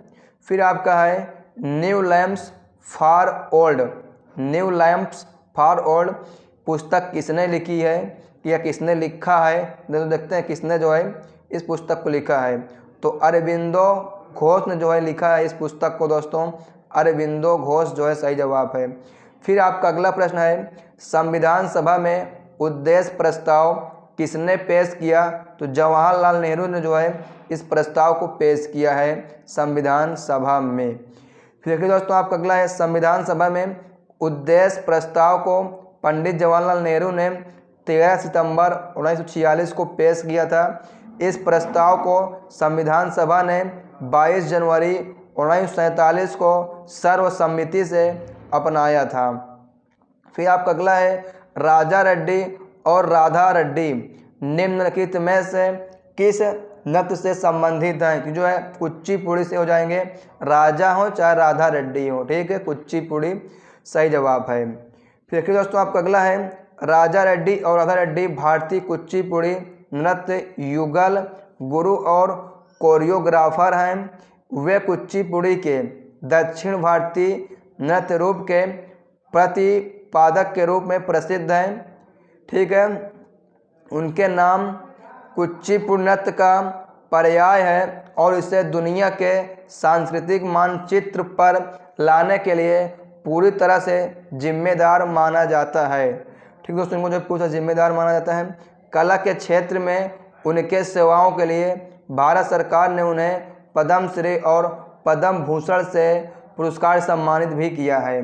फिर है, गिद्दा और भांगड़ा किस भारतीय राज्य के लोक नृत्य है? तो गिद्दा और आपको जो भांगड़ा है दोस्तों पंजाब का लोक नृत्य हो जाएगा, गिद्दा हो चाहे भांगड़ा, पंजाब जो है सही जवाब है। देखिए दोस्तों अगर बात करें गिद्दा के बारे में, ठीक है, तो यह एक महिला लोक नृत्य है जो महिलाओं द्वारा एक घेरे में ताली बजाते हुए और पारंपरिक गीत गाते हुए करती हैं। गिद्दा किसको? गिद्दा को, ठीक है। यह जीवन के आनंद और उत्सव का प्रतिनिधित्व करता है। दोस्तों अगर भांगड़ा की बात करें तो यह एक पुरुष लोक नृत्य है जो ढोल की थाप के साथ किया जाता है और इसकी विशेषता ऊर्जावान चाल और छलांग है, ठीक है दोस्तों। फिर बात करते हैं अगले प्रश्न पर। यह देख इसमें और आपका है, यह फसल मौसम के जश्न मनाने के लिए किया जाता है और इसे पंजाबी संस्कृति का प्रतीक भी माना जाता है। फिर दोस्तों बात करते हैं अगले प्रश्न पर। तो अगला आपका है, नेशनल करियर सर्विस पोर्टल किस मंत्रालय ने शुरू किया था? दोस्तों देखते हैं इसको जो है किस मंत्रालय ने शुरू किया है। तो the ministry of labour employment government of India ने इसको शुरू किया है। फिर दोस्तों बात करते हैं अगले प्रश्न पर। तो अगला आपका है, आवर्त सारणी के समूह 17 के तत्वों को क्या कहा जाता है? जो इसको जो दोस्तों आपका हाइड्रोजन कहा जाता है और इसके 18 में होता है उसको दोस्तों है अक्रिय गैस के रूप में जाना जाता है। यानी इसमें शून्य जिसको बोलते हैं ना, उसमें क्या है क्योंकि वो होती है अष्टक के नियम वगैरह जो क्या है पूरा कंप्लीट होता है। फिर आवर्त सारणी में हाइड्रोजन समूह 17 के 6 तत्वों का एक समूह है। यानी इसमें जो है कुल आपके 6 तत्व ही हैं। कौन से हैं? फ्लोरीन है, देखिए फ्लोरीन है, क्लोरीन है, ब्रोमीन है, आयोडीन है।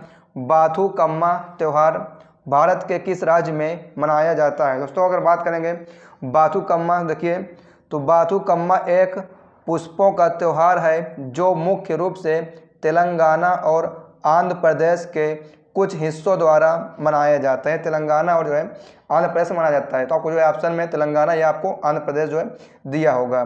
दुर्गा नवरात्रि के दौरान 9 दिनों तक बाथुकम्मा मनाया जाता है। आप लोग याद रखना, ठीक है, जो है दुर्गा नवरात्रि के दौरान मनाया जाता है। फिर है बाथुकम्मा शब्द का अर्थ है देवी का जीवन में आना। क्या अर्थ है? देवी का जीवन में आना। दोस्तों हमने आपके लिए जो है शुरू से अंत तक जो पेपर एनालिसिस कराने वाले हैं, तो आप लोग का फर्ज बनता है कि वीडियो को जो है लाइक कर दें और हमारे यूट्यूब चैनल पर पहली बार आए हैं या अभी तो इस चैनल को सब्सक्राइब किया है तो आप लोग बेल आइकन ऑल पर घंटी पर प्रेस कर लें। और आप लोगों ने चैनल को सब्सक्राइब नहीं किया है तो प्लीज़ सब्सक्राइब कर लीजिए ताकि हम लोग मोटिवेट होकर आपके लिए ऐसे किसी भी एग्जाम जो पेपर है आप लोग कराते हैं सबसे पहले ऑल शिफ्टों को भी मोस्ट इंपॉर्टेंट प्रश्नों के साथ प्लस दोस्तों आपको जो एक्स्ट्रा फैक्ट भी हम बताते हैं लगभग हर वीडियो में, ठीक है दोस्तों। और आप लोग इस वीडियो को अपने दोस्तों के साथ भी शेयर कर दीजिए क्योंकि ये वीडियो बनाने आप लोग हमें बहुत ही मेहनत लगती है दोस्तों। और आप लोग कमेंट्स करना ना भूलें, आप लोग के मन में कोई भी डाउट्स है तो आप लोग कमेंट कर सकते हैं। तो ये बात करते हैं फिर क्या हम साथियों अगले प्रश्न पर। आप लोग सपोर्ट हमें करते रहिए। दोस्तों को बता दें इसका जो आपको क्वेश्चन है या सारे आपको जो PDF पे काम मिलेगा तो आपको जो PDF मिलने वाला है वो डिस्क्रिप्शन बॉक्स में दिए गए हैं हमारे टेलीग्राम चैनल पर मिल जाएगा। अगर आप लोग नहीं दिखता है वहाँ पास तो आप लोग कमेंट बॉक्स में कमेंट जरूर करें सर PDF जो अभी तक नहीं डाला गया है, ठीक है। तो हम अपनी टीम जो है कहकर PDF को डलवा देंगे। फिर आपका है अलरमेल वल्ली किस शास्त्रीय नृत्य से संबंधित है। दोस्तों देखिए दोस्तों, जो अलरमेल वल्ली हैं वो भरतनाट्यम संबंधित हैं। उन्होंने 1984 में चेन्नई में दीप शिखा डांस फाउंडेशन की स्थापना की है, ठीक है। कहना क्या है, चेन्नई में दीप शिखा डांस फाउंडेशन की स्थापना किसने की है, अलरमेल वल्ली ने। फिर आपका है 1991 में अलरमेल वल्ली वैजयंती के बाद, ठीक है, वैजयंती माला के बाद भारत सरकार से पद्मश्री से सम्मानित होने वाली दूसरी, ठीक है, दूसरी सबसे कम उम्र की नर्तकी बनी है। नहीं दोस्तों, आपको पता है सबसे कम उम्र में जो है पद्मश्री किसको मिला है, तो कौन आपको जाएंगी, वैजयंती माला, ठीक है।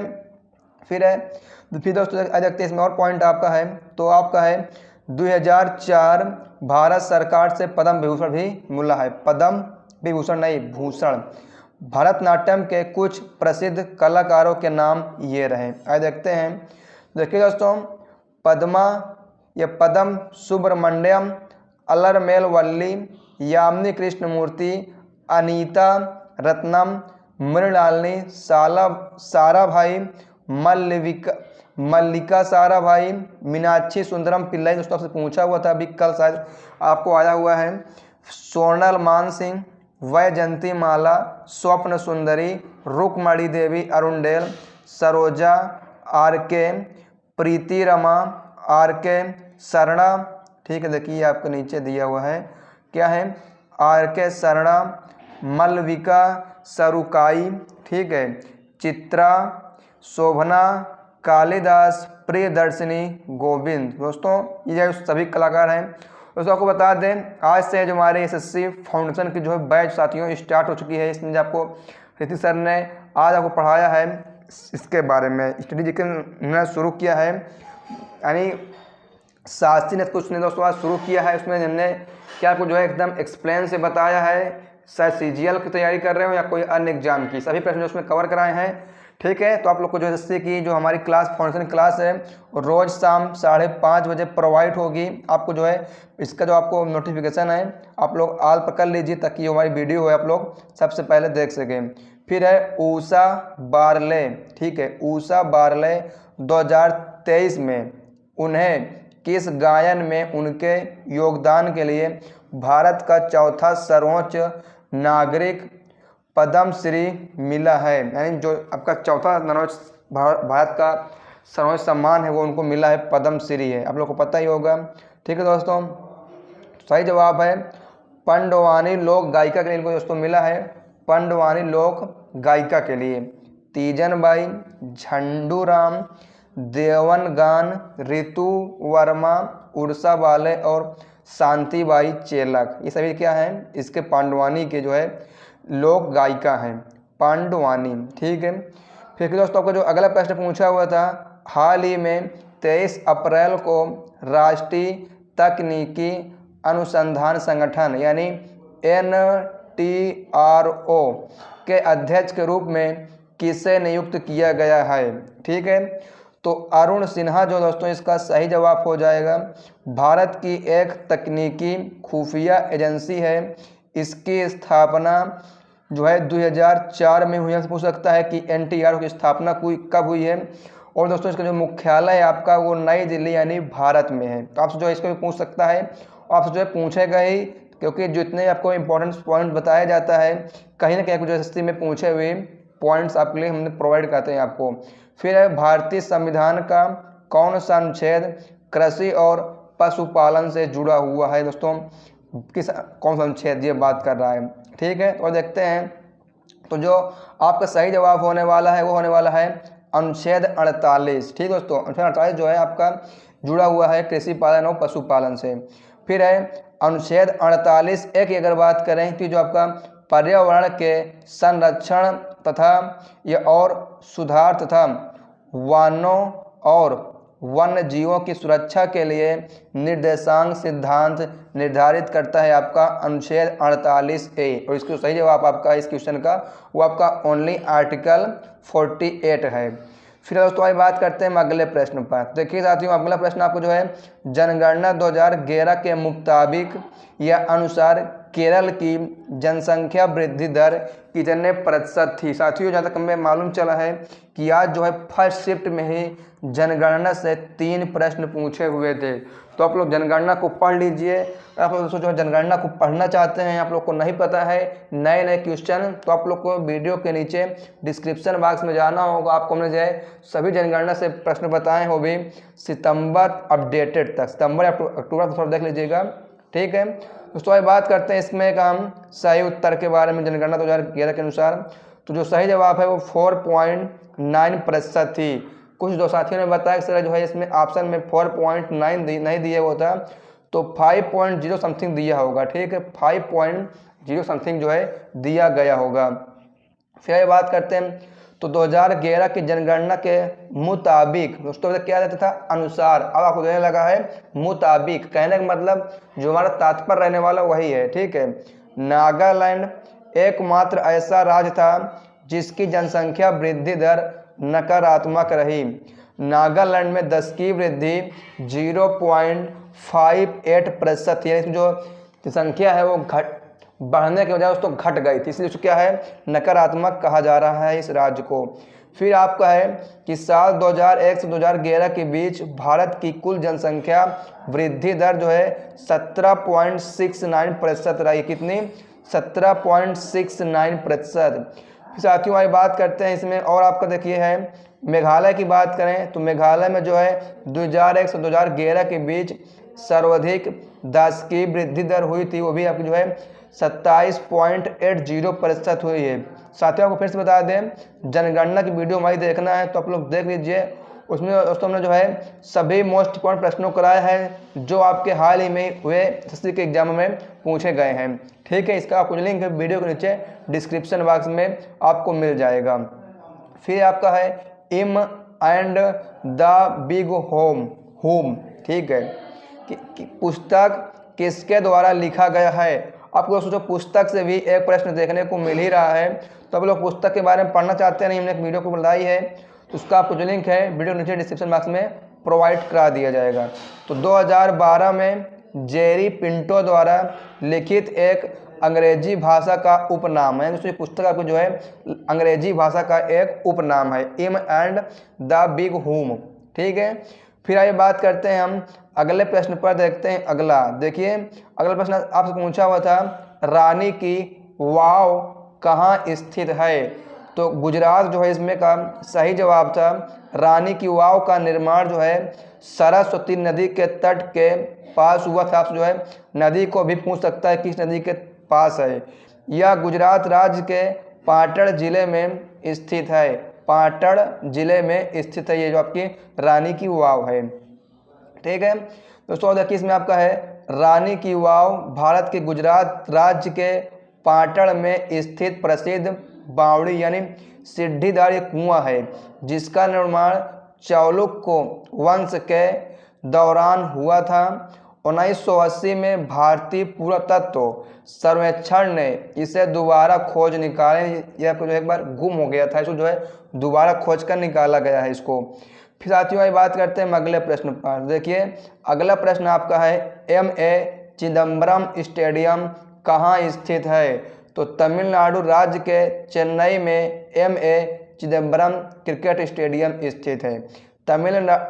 तमिलनाडु राज्य के चेन्नई शहर में एक स्थित क्रिकेट का मैदान है दोस्तों, ठीक है, जिसे चेपॉक के नाम से भी जाना जाता है। यह IPL team Chennai super Kings का घरेलू मैदान भी है। दोस्तों अगर बात करें इसी में हम चेन्नई सुपर किंग्स के बारे में, तो ये जो है वो आपकी जो आईपीएल की सबसे सफल टीमों में से एक है। और जो इसकी दोस्तों अगर बात करें हम आईपीएल के बारे में, तो आईपीएल शुरुआत जो है दोस्तों 2018 में हुई थी, इसका जो पहला संस्करण, और जो 2018 की विजेता टीम हुई दोस्तों वो आपकी हुई थी आरआर यानी राजस्थान रॉयल्स हुई थी, ठीक है। और आपका आईपीएल का फुल फॉर्म होता है वो आपका इंडियन प्रीमियर लीग होता है, ठीक है।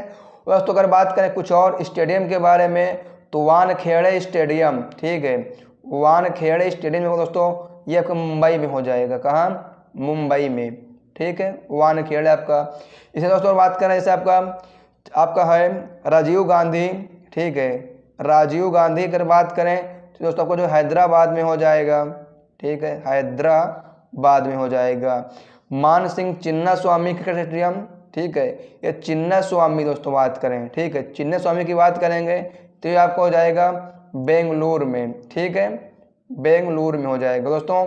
और आपका एक है कोलकाता में एक स्टेडियम में, आप लोग को बताना क्या है, ठीक है, कोलकाता में भी आपका जो एक स्टेडियम है, तो यहाँ पर आपको जो है ईडन गार्डन्स, नहीं थोड़ा बताना है कोलकाता में, हाँ, अब थोड़ा दोस्तों कंफर्म करके बताना है कोलकाता में कौन सा है।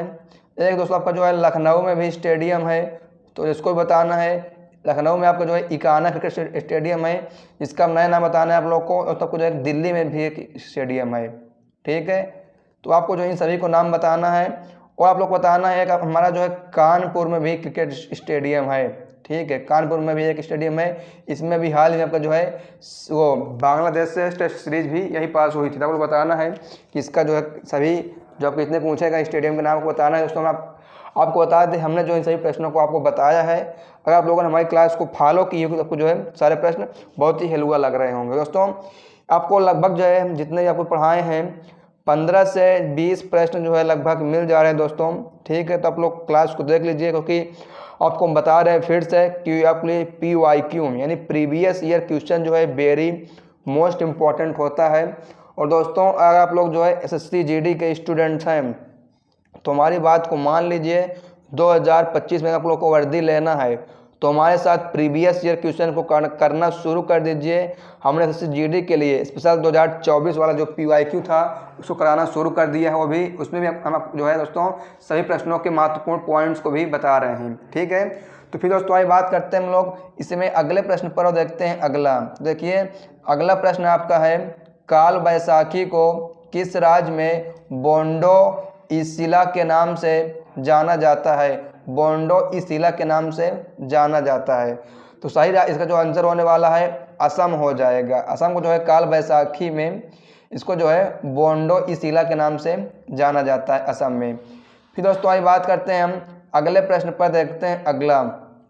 तो देखिए हमारा अगला प्रश्न है, महिला एशिया कप क्रिकेट टूर्नामेंट पहली बार भारत में कब आयोजित किया गया था। आइए दोस्तों देखते हैं इसका सही जवाब क्या है। तो पहला महिला एशिया क्रिकेट टूर्नामेंट जो है अप्रैल 2004 में श्रीलंका में आयोजित किया गया था। तो ये दोस्तों क्या है, भारत की बात हो रही है, तो इसका सही जवाब तो ये शायद नहीं होगा, ठीक है, हाँ क्या कह रहा है, भारत में कब किया गया, आगे बताते हैं कब किया गया था। और जो है फर्स्ट ODI जो दोस्तों 2006 में खेला गया था महिलाओं का इंडिया का, ठीक है। लेटेस्ट एडिशन यानी जो अभी हाल में हुआ है एशिया कप 2024 वाला, वो जो है श्रीलंका में हुआ है, ठीक है, श्रीलंका में। फिर दोस्तों बात कर सकते हैं कुछ और महत्वपूर्ण पॉइंट के ऊपर। देखिए 2025 में ICC महिला क्रिकेट विश्व कप जो है आपका 13वां संस्करण होगा। थोड़ा देखते फिर से इसको कह रहे हैं 2025 ICC महिला क्रिकेट विश्व कप का 13वां संस्करण होगा महिलाओं के लिए। इसकी मेजबानी भारत में की जानी है। यह चौथी बार होगा जब भारत मेजबानी करेगा, ठीक है। इससे पहले जो है 1978 में किया है, 1997 में किया है, और 2013 के संस्करण में जो है भारत ने इस टूर्नामेंट की मेजबानी की है, ठीक है, मेजबानी करने जा रहा है। फिर देखिए है यह आखिरी बार होगा जब टूर्नामेंट में 8 टीमें होंगी, ठीक है, आखिरी बार होगा जब टूर्नामेंट में 8 टीमें। फिर आपका है ऑस्ट्रेलिया गत विजेता है जिसने पहले 2022 में अपना 7वां खिताब जीता। दोस्तों जो है ऑस्ट्रेलिया मेल में हो या फीमेल में बहुत ही आगे रहता है, ठीक है। फिर आपका है पहला टूर्नामेंट 1973 में इंग्लैंड होना चाहिए यहाँ पर, ठीक है, इंग्लैंड में हुआ था। पहला विश्व कप 1975 में इंग्लैंड में आयोजित किया गया था। दोस्तों ये आपका हो गया है।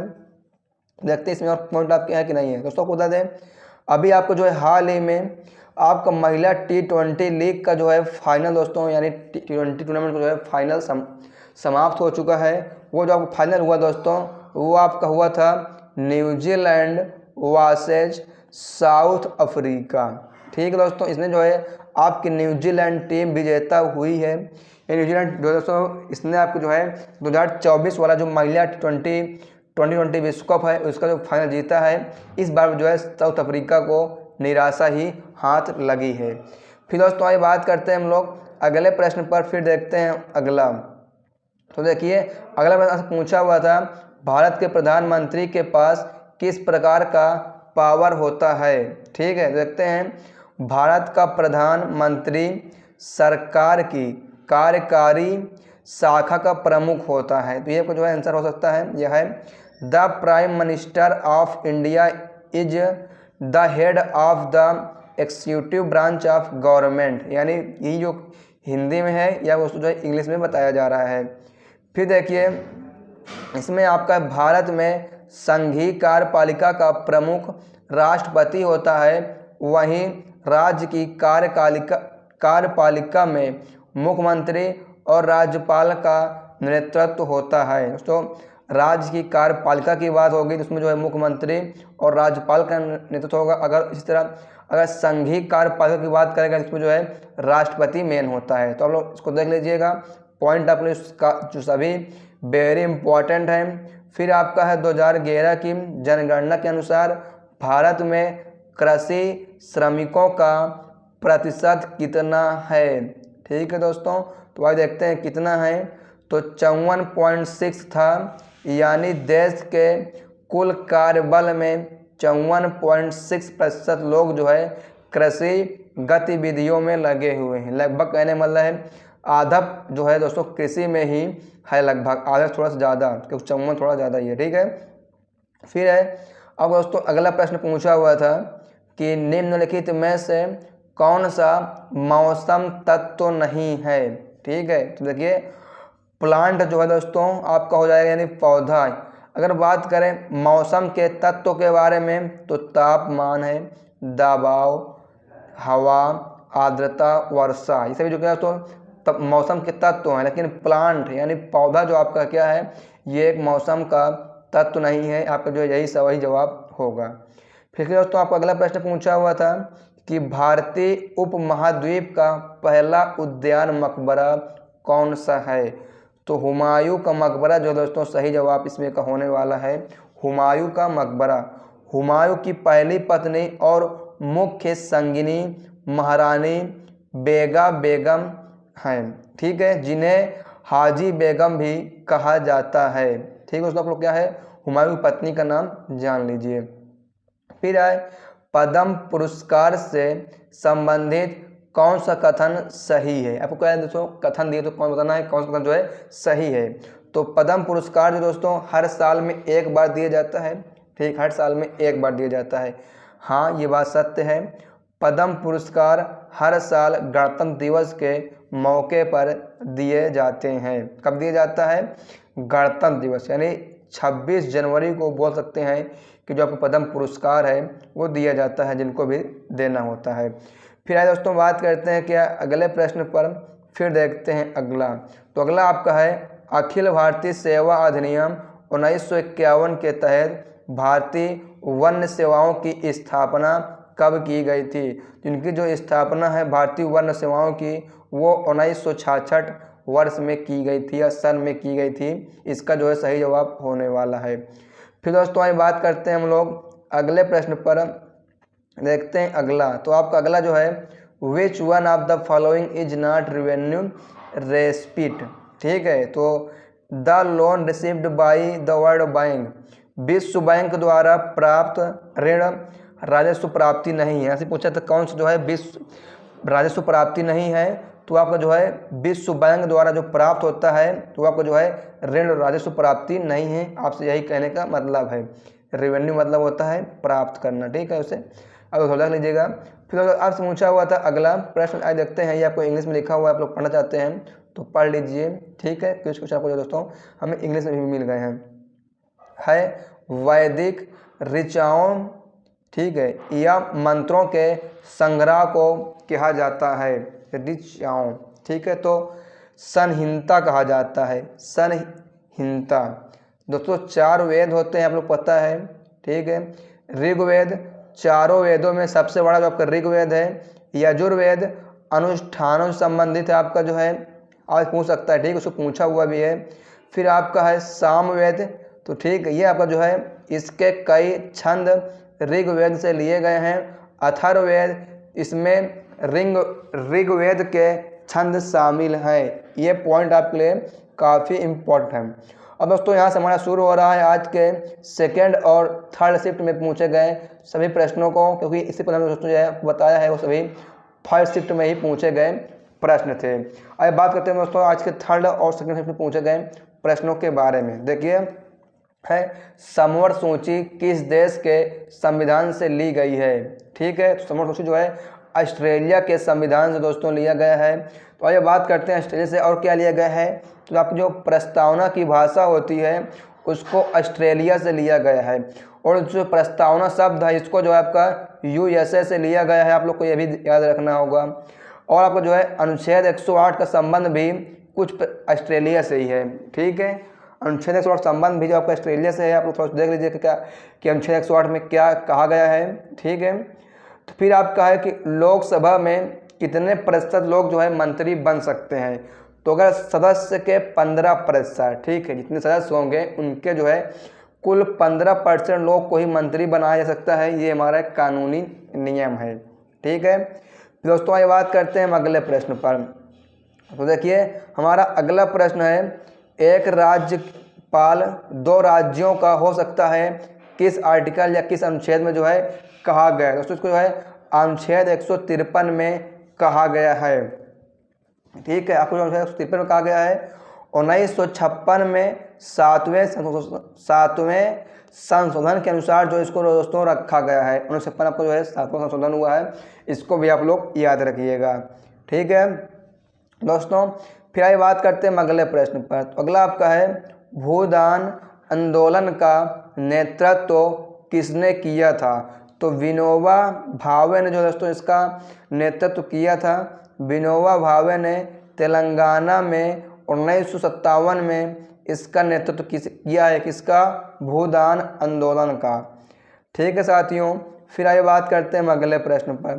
तो देखिए आपका अगला है संतोष ट्रॉफी को वेस्ट बंगाल ने कितनी बार जीती है। सही जवाब है कुल 32 बार जीती है। दोस्तों ये संतोष ट्रॉफी जीतने वाली सबसे प्रथम टीम है, ठीक है। प्रथम टीम जो आपकी वो आपकी वेस्ट बंगाल, यानी वेस्ट में पश्चिम बंगाल बोल सकते हैं, क्योंकि वेस्ट मतलब पश्चिम, ठीक है, पश्चिम बंगाल हो जाएगा। दोस्तों अगर बात करें कि दूसरे स्थान पे कौन आपका है, दूसरे आपको आता है वो साथियों पंजाब है। इसने जो कुल 8 बार ही जीता है। और जो पास हो सकता है आपकी संतोष ट्रॉफी का संबंध किससे है, इसका जो संबंध दोस्तों आपको हो जाएगा वो फुटबॉल खेल से जो है इसका संबंध है, ठीक है। फिर साथियों आइए बात करते हैं क्या हम लोग अगले प्रश्न पर। तो देखिए अगला प्रश्न आपका है स्वयं सहायता समूह को किस बैंक ने शुरू किया है। स्वयं सहायता समूह को यानी SHGH, ठीक है, सेल्फ हेल्प ग्रुप होगा, ग्रुप हेल्प, थोड़ा देखिए, ठीक है, स्वयं सहायता समूह, तो यही हो सकता है SGH, थोड़ा सा SHG होगा, स्वयं सेल्फ हेल्प ग्रुप, ठीक है। इसको जो दोस्तों शुरू किया है नाबार्ड बैंक ने, ठीक है दोस्तों, नाबार्ड बैंक ने जो इसको शुरू किया है। अगर हम बात करें कि नाबार्ड बैंक की स्थापना कब हुई आपसे पूछ सकता है, तो इसकी जो स्थापना जो है वो 1982 में की गई है, नाबार्ड बैंक की स्थापना। फिर दोस्तों बात करते हैं कि अगले प्रश्न पर। तो अगला प्रश्न जो आपका है नीलकंठ मंदिर कहाँ स्थित है। तो देखते हैं दोस्तों नीलकंठ मंदिर आपको जो है कहाँ स्थित है। तो जो आपका स्थित है उत्तराखंड के ऋषिकेश में आपका जो है नीलकंठ मंदिर स्थित है। फिर देखिए आपको जो है अगला है मालगुडी डेज के लेखक कौन है। तो मालगुडी डेज के जो लेखक है वो आपके RK नारायण हो जाएंगे, ठीक है दोस्तों। RK नारायण की एक पुस्तक और है द गाइड, ठीक है, द गाइड भी जो है RK नारायण की पुस्तक है साथियों। फिर देखते हैं अगला प्रश्न।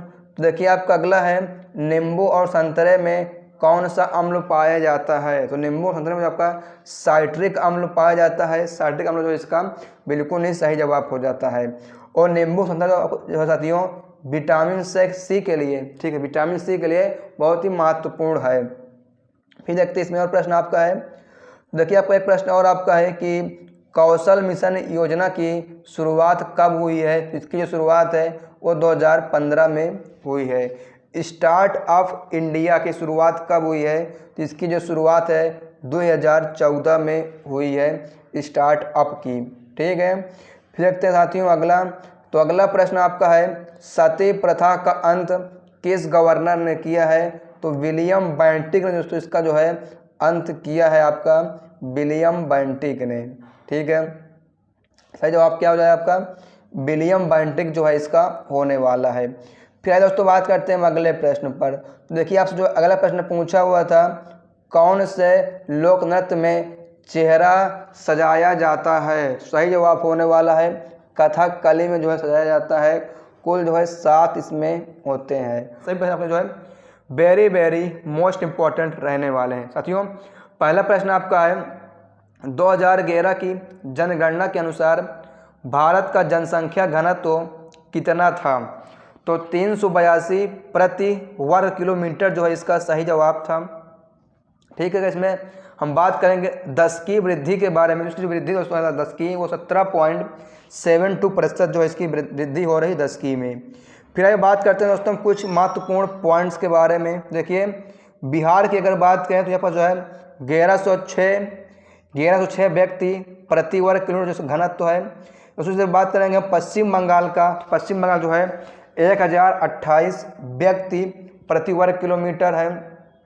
और दिल्ली की बात करेंगे इसको जो घनत्व 2011 में वो आपका 11,320 व्यक्ति प्रति वर्ग किलोमीटर साथ है। ठीक है, 11,320 जो इसका घनत्व हो जाएगा। ठीक है, फिर दोस्तों बात करें दूसरे स्थान में देखिए आपको जो है चंडीगढ़ आता है जो 9,528 के साथ है। तीसरे में आपका आता है अरुणाचल प्रदेश जिसका घनत्व 2011 में 17 ही था। फिर उसका आपका आता है अंडमान और निकोबार द्वीप समूह जिसका जो है घनत्व कुल आपका 46 ही है। ठीक है, फिर देखिए आप इसमें है 2001 में जनसंख्या घनत्व तो आपको जो था प्रति व्यक्ति वर्ग किलोमीटर तो आपका जो है 324 था। यानी आपसे क्या है 2001 कभी जनगणना के बारे में पूछ सकता है कि इसका जो घनत्व है कितना था। तो कितना था आपका 324 था। दोस्तों आपके लिए जो है सभी पॉइंट्स बहुत ही महत्वपूर्ण है। आप लोग वीडियो में जो है शुरू से अंत तक बने रहिएगा। फिर आपका है दशई और तिहार किस देश का त्यौहार है। दशई और तिहार जो किस देश का त्यौहार है। तो आपको जो है नेपाल का बिल्कुल ही सही जवाब हो जाएगा। ठीक है, दशई और तिहार जो है दोस्तों नेपाल का त्यौहार है। फिर दोस्तों ये बात करते हैं इसमें हम कुछ पॉइंट्स के बारे में। दोस्तों अगर बात करें हम दशई त्यौहार के बारे में, यह नेपाल का सबसे बड़ा और सबसे अहम त्यौहार है। यह त्यौहार सितंबर और अक्टूबर में मनाया जाता है। यह त्यौहार बुराई पर अच्छाई की जीत का प्रतीक है। इस त्यौहार में परिवार एक साथ आते हैं और सड़कें रंग बिरंगी सजावट से सजी होती है। यानी कहने का मतलब है दशई त्यौहार दोस्तों जो आपका है क्या है बुराई पर अच्छाई की जीत के बारे में ही है। ठीक है, उसके बात करते हैं तिहार के बारे में। देखिए अगर हम बात करें तिहार के बारे में तो यह त्यौहार नवंबर व दिसंबर में मनाया जाता है। इसे रोशनी का त्यौहार भी कहा जाता है। यह त्यौहार अंधकार पर प्रकाश की जीत पर ठीक है को दर्शाता है। इस त्यौहार में दोस्त और परिवार के साथ सदस्य एक दूसरे को उपहार देते हैं। दोस्तों यानी हमारे लगभग जो है हमारे दीपावली की तरह ही ये त्यौहार भी मनाया जाता है। ठीक है, क्योंकि इसमें जो आपको जो है उपहार वगैरह दिए जाते हैं हमारे दीपावली ही मनाया जाता है। देखिए नेपाल में मनाए जाने वाले कुछ और प्रमुख त्यौहार ये हैं। नेवारी त्यौहार दोस्तों यह भी आपका जो आपका नेपाल का ही है नेवारी त्यौहार। फिर आइए बात करें दोस्तों हम अगले प्रश्न पर। दोस्तों उससे पहले अभी तक आप लोगों ने अगर इस क्लास को लाइक नहीं किया तो आप लोग क्लास को लाइक कर दीजिए ताकि हम लोग भी है जो है मोटिवेट होते रहें। दोस्तों अगर आप लोग इस वीडियो पर पहली बार आए हैं हमारे यूट्यूब चैनल पर पहली बार आए हैं तो आप लोग इस चैनल को सब्सक्राइब कर लीजिए। अगर आप लोग सब्सक्राइब किया तो आप लोग जो है बेल आइकन घंटे पर ऑल पर क्लिक कर लें। आप लोग सब्सक्राइब कर लीजिए ताकि हम लोग आपको मोटिवेट करते रहें। हम लोग मोटिवेट होते रहें। आपको जो है सभी क्वेश्चन को प्रोवाइड कराते हैं चाहे किसी भी एग्जाम का जो है एनालिसिस चलता हो। दोस्तों आपको जो है शुरू से अंत आप साथ जो है बने रहते हैं पेपर सिखाने के लिए, क्योंकि आपको पता है पेपर से जो है आपको एक तरीका फॉर्मेट मिल जाता है। लाइक सब्सक्राइब आप लोग जो है शेयर करना ना भूलें इस वीडियो को। दोस्तों आप लोग के मन में अगर कोई भी डाउट्स रह जाता है इस वीडियो देखने के बाद तो आप लोग जो इसको कमेंट बॉक्स में कमेंट भी कर सकते हैं। फिर देखिए आपसे जो है अगला प्रश्न पूछा था बॉम्बे जय श्री को 2023 में किस अवार्ड से सम्मानित किया गया है? तो दोस्तों जो है प्रसिद्ध बात करते कौन थी? ये प्रसिद्ध कर्नाटक गायिका थी आपकी बॉम्बे जयश्री। इनको जो है मद्रास संगीत अकादमी द्वारा 2023 के संगीत कला निधि पुरस्कार से सम्मानित किया गया। किस पुरस्कार से? कला निधि पुरस्कार सम्मानित किया गया है। दोस्तों इनको जो है 2021 में पद्मश्री से भी सम्मानित किया गया था आपके बॉम्बे जयश्री को। ठीक है दोस्तों, आज फिर बात करते हैं क्या हम अगले प्रश्न पर, और देखते हैं फिर अगला। देखिए आपका जो अगला प्रश्न क्या है, तो अगला प्रश्न आपको पूछा था भारत में उच्च न्यायालय के न्यायाधीशों की नियुक्ति संविधान के किस अनुच्छेद के तहत राष्ट्रपति द्वारा की जाती है? अब से क्या है, उच्च न्यायालयों के न्यायाधीशों की नियुक्ति का जो है अनुच्छेद पूछ रहा है। तो देखिए इसमें जो सही जवाब होने वाला था वो आपका आर्टिकल 217 यानी अनुच्छेद जो 217 होने वाला था। भारत के संविधान के अनुच्छेद 124(2) के तहत राष्ट्रपति सर्वोच्च न्यायालय के न्यायाधीशों की नियुक्ति करता है। ठीक है, और आपको जो है भारतीय संविधान के अनुच्छेद 226 के तहत उच्च न्यायालय जो है रिट जारी करता है, जबकि सर्वोच्च न्यायालय अनुच्छेद 32 के तहत रिट जारी करता है। देखिए उच्च न्यायालय जो आपको क्या है 226 के तहत जारी करता है रिट, और आपको जो है सर्वोच्च न्यायालय है अनुच्छेद 32 के तहत जो है रिट को जारी करता है। फिर आइए हम बात करते हैं क्या अगले प्रश्न पर। देखते हैं दोस्तों क्या है अगला। तो अगला आपका है जास्कर और नुब्रा नदी किसकी सहायक नदी है? जास्कर और नुब्रा नदी। तो देखिए ये क्या है, सिंधु नदी की सहायक नदी हो जाएगी। सिंधु नदी को कई और सहायक नदियाँ मिलती हैं जैसे कि गिलगित, हुंजा, सिगार, गास्टिंग और द्रास। ठीक है, द्रास। तो फिर आइए क्या हम बात करते हैं साथियों अगले प्रश्न पर। फिर देखते हैं अगला सही प्रश्न आपके लिए वेरी वेरी मोस्ट इम्पॉर्टेंट है साथियों। फिर आपका जो है अगला है हाल ही में उत्तराखंड हाई कोर्ट की पहली महिला मुख्य न्यायाधीश कौन बनी है? तो न्यायमूर्ति रितु बहारी। ठीक है, बहारी जो है इसका सही जवाब हो जाएगा। आइए बात करते हैं हम इसमें कुछ महत्वपूर्ण पॉइंट्स के ऊपर। तो हाई कोर्ट की पहली चीफ जस्टिस का नाम जो है लीला सेठ है, जो दोस्तों क्या है महिलाओं के लिए है। ठीक है, महिलाओं नहीं है, हाँ। हाई कोर्ट की पहली महिला चीफ जस्टिस का नाम क्या है? तो आपका लीला सेठ हो जाएगा। फिर देखिए इन्हें मदर ऑफ लॉ भी कहा जाता है। लीला सेठ 1978 में दिल्ली उच्च न्यायालय की पहली महिला न्यायाधीश भी बनी थी। ठीक है, ठीक है, इनके बारे में बताया जा रहा है कि जो है लीला सेठ जो है 1978 में दिल्ली के उच्च न्यायालय की पहली महिला न्यायाधीश भी बन चुकी हैं। फिर आइए बात करते हैं हम इसमें और पॉइंट्स के ऊपर। देखते हैं दोस्तों आंध्र प्रदेश उच्च न्यायालय, ठीक है, यह भारत का 25वां उच्च न्यायालय बना, यानी भारत में कुल 25 उच्च न्यायालय हैं। कलकत्ता उच्च न्यायालय भारत का सबसे पुराना उच्च न्यायालय है और इसकी स्थापना 2 जुलाई 1862 को हुई थी। यह उच्च न्यायालय अधिनियम 1861 के तहत बना था। देखिए यहाँ उसमें कितने आपको पॉइंट्स मिल गए, बहुत ढेर सारे पॉइंट्स मिले हैं। फिर बात करते हैं हम अगले प्रश्न पर। तो अगला आपका है सावित्री ए लीजेंड एंड अ सिंबल पुस्तक किसके द्वारा लिखा गया है? तो श्री अरबिंदो, यानी श्री अरबिंदो घोष द्वारा इसको पुस्तक को लिखा गया है, सावित्री ए लीजेंड एंड अ सिंबल।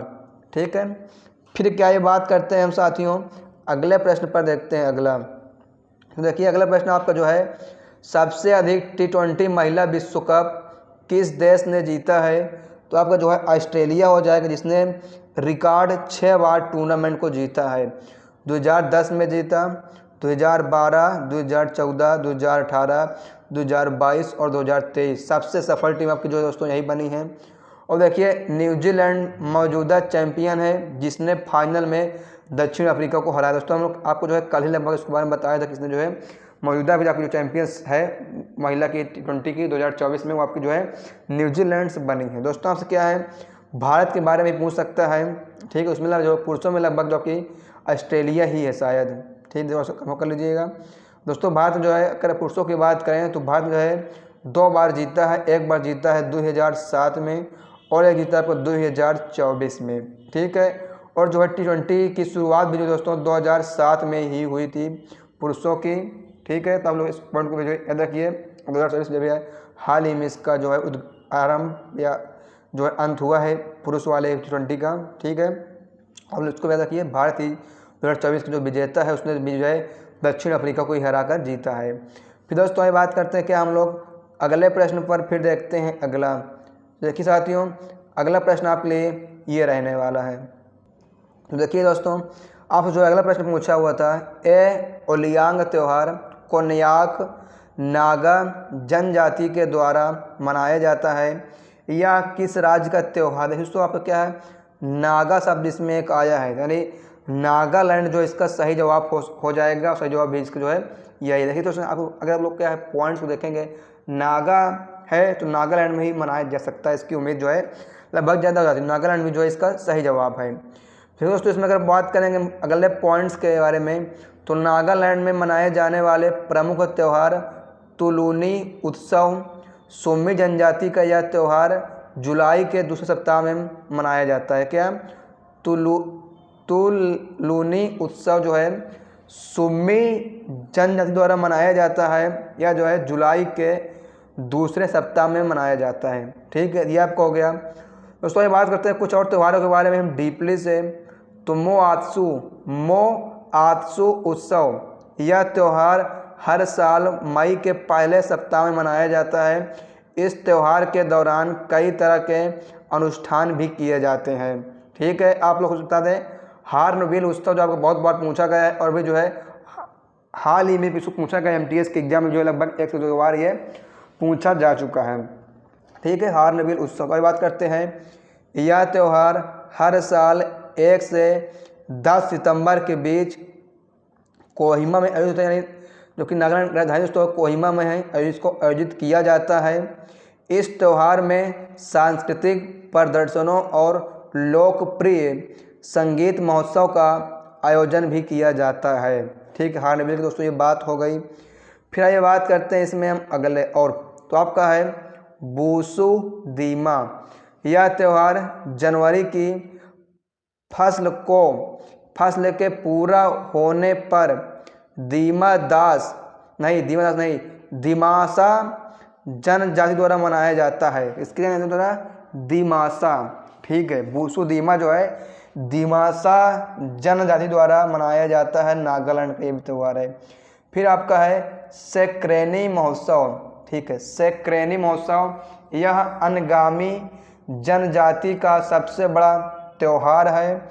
यह हर साल फरवरी के महीने में मनाया जाता है। दोस्तों इसमें जितने भी प्रश्न हैं आपके लिए, जो MTS हो, CGL फ्रेश 2 हो या CCL फ्रेश 2 हो, आपके लिए सही प्रश्न जो है वेरी इंपॉर्टेंट है। आप इनकी तैयारी भी कर रहे हैं तो आप लोग वीडियो को जो है शुरू से अंत तक देख लीजिएगा। फिर आपका है प्राकृतिक भूकंप पृथ्वी की किस परत में आते हैं। प्राकृतिक भूकंप, तो ये आपको जो है स्थल मंडल, भूकंप स्थल मंडल में आते हैं जो पृथ्वी की सबसे बाहरी परत है और इसमें क्रस्ट और मेंटल का सबसे ऊपरी हिस्सा शामिल है। क्रस्ट और मेंटल का जो है सबसे ऊपरी हिस्सा भी इसमें शामिल होता है।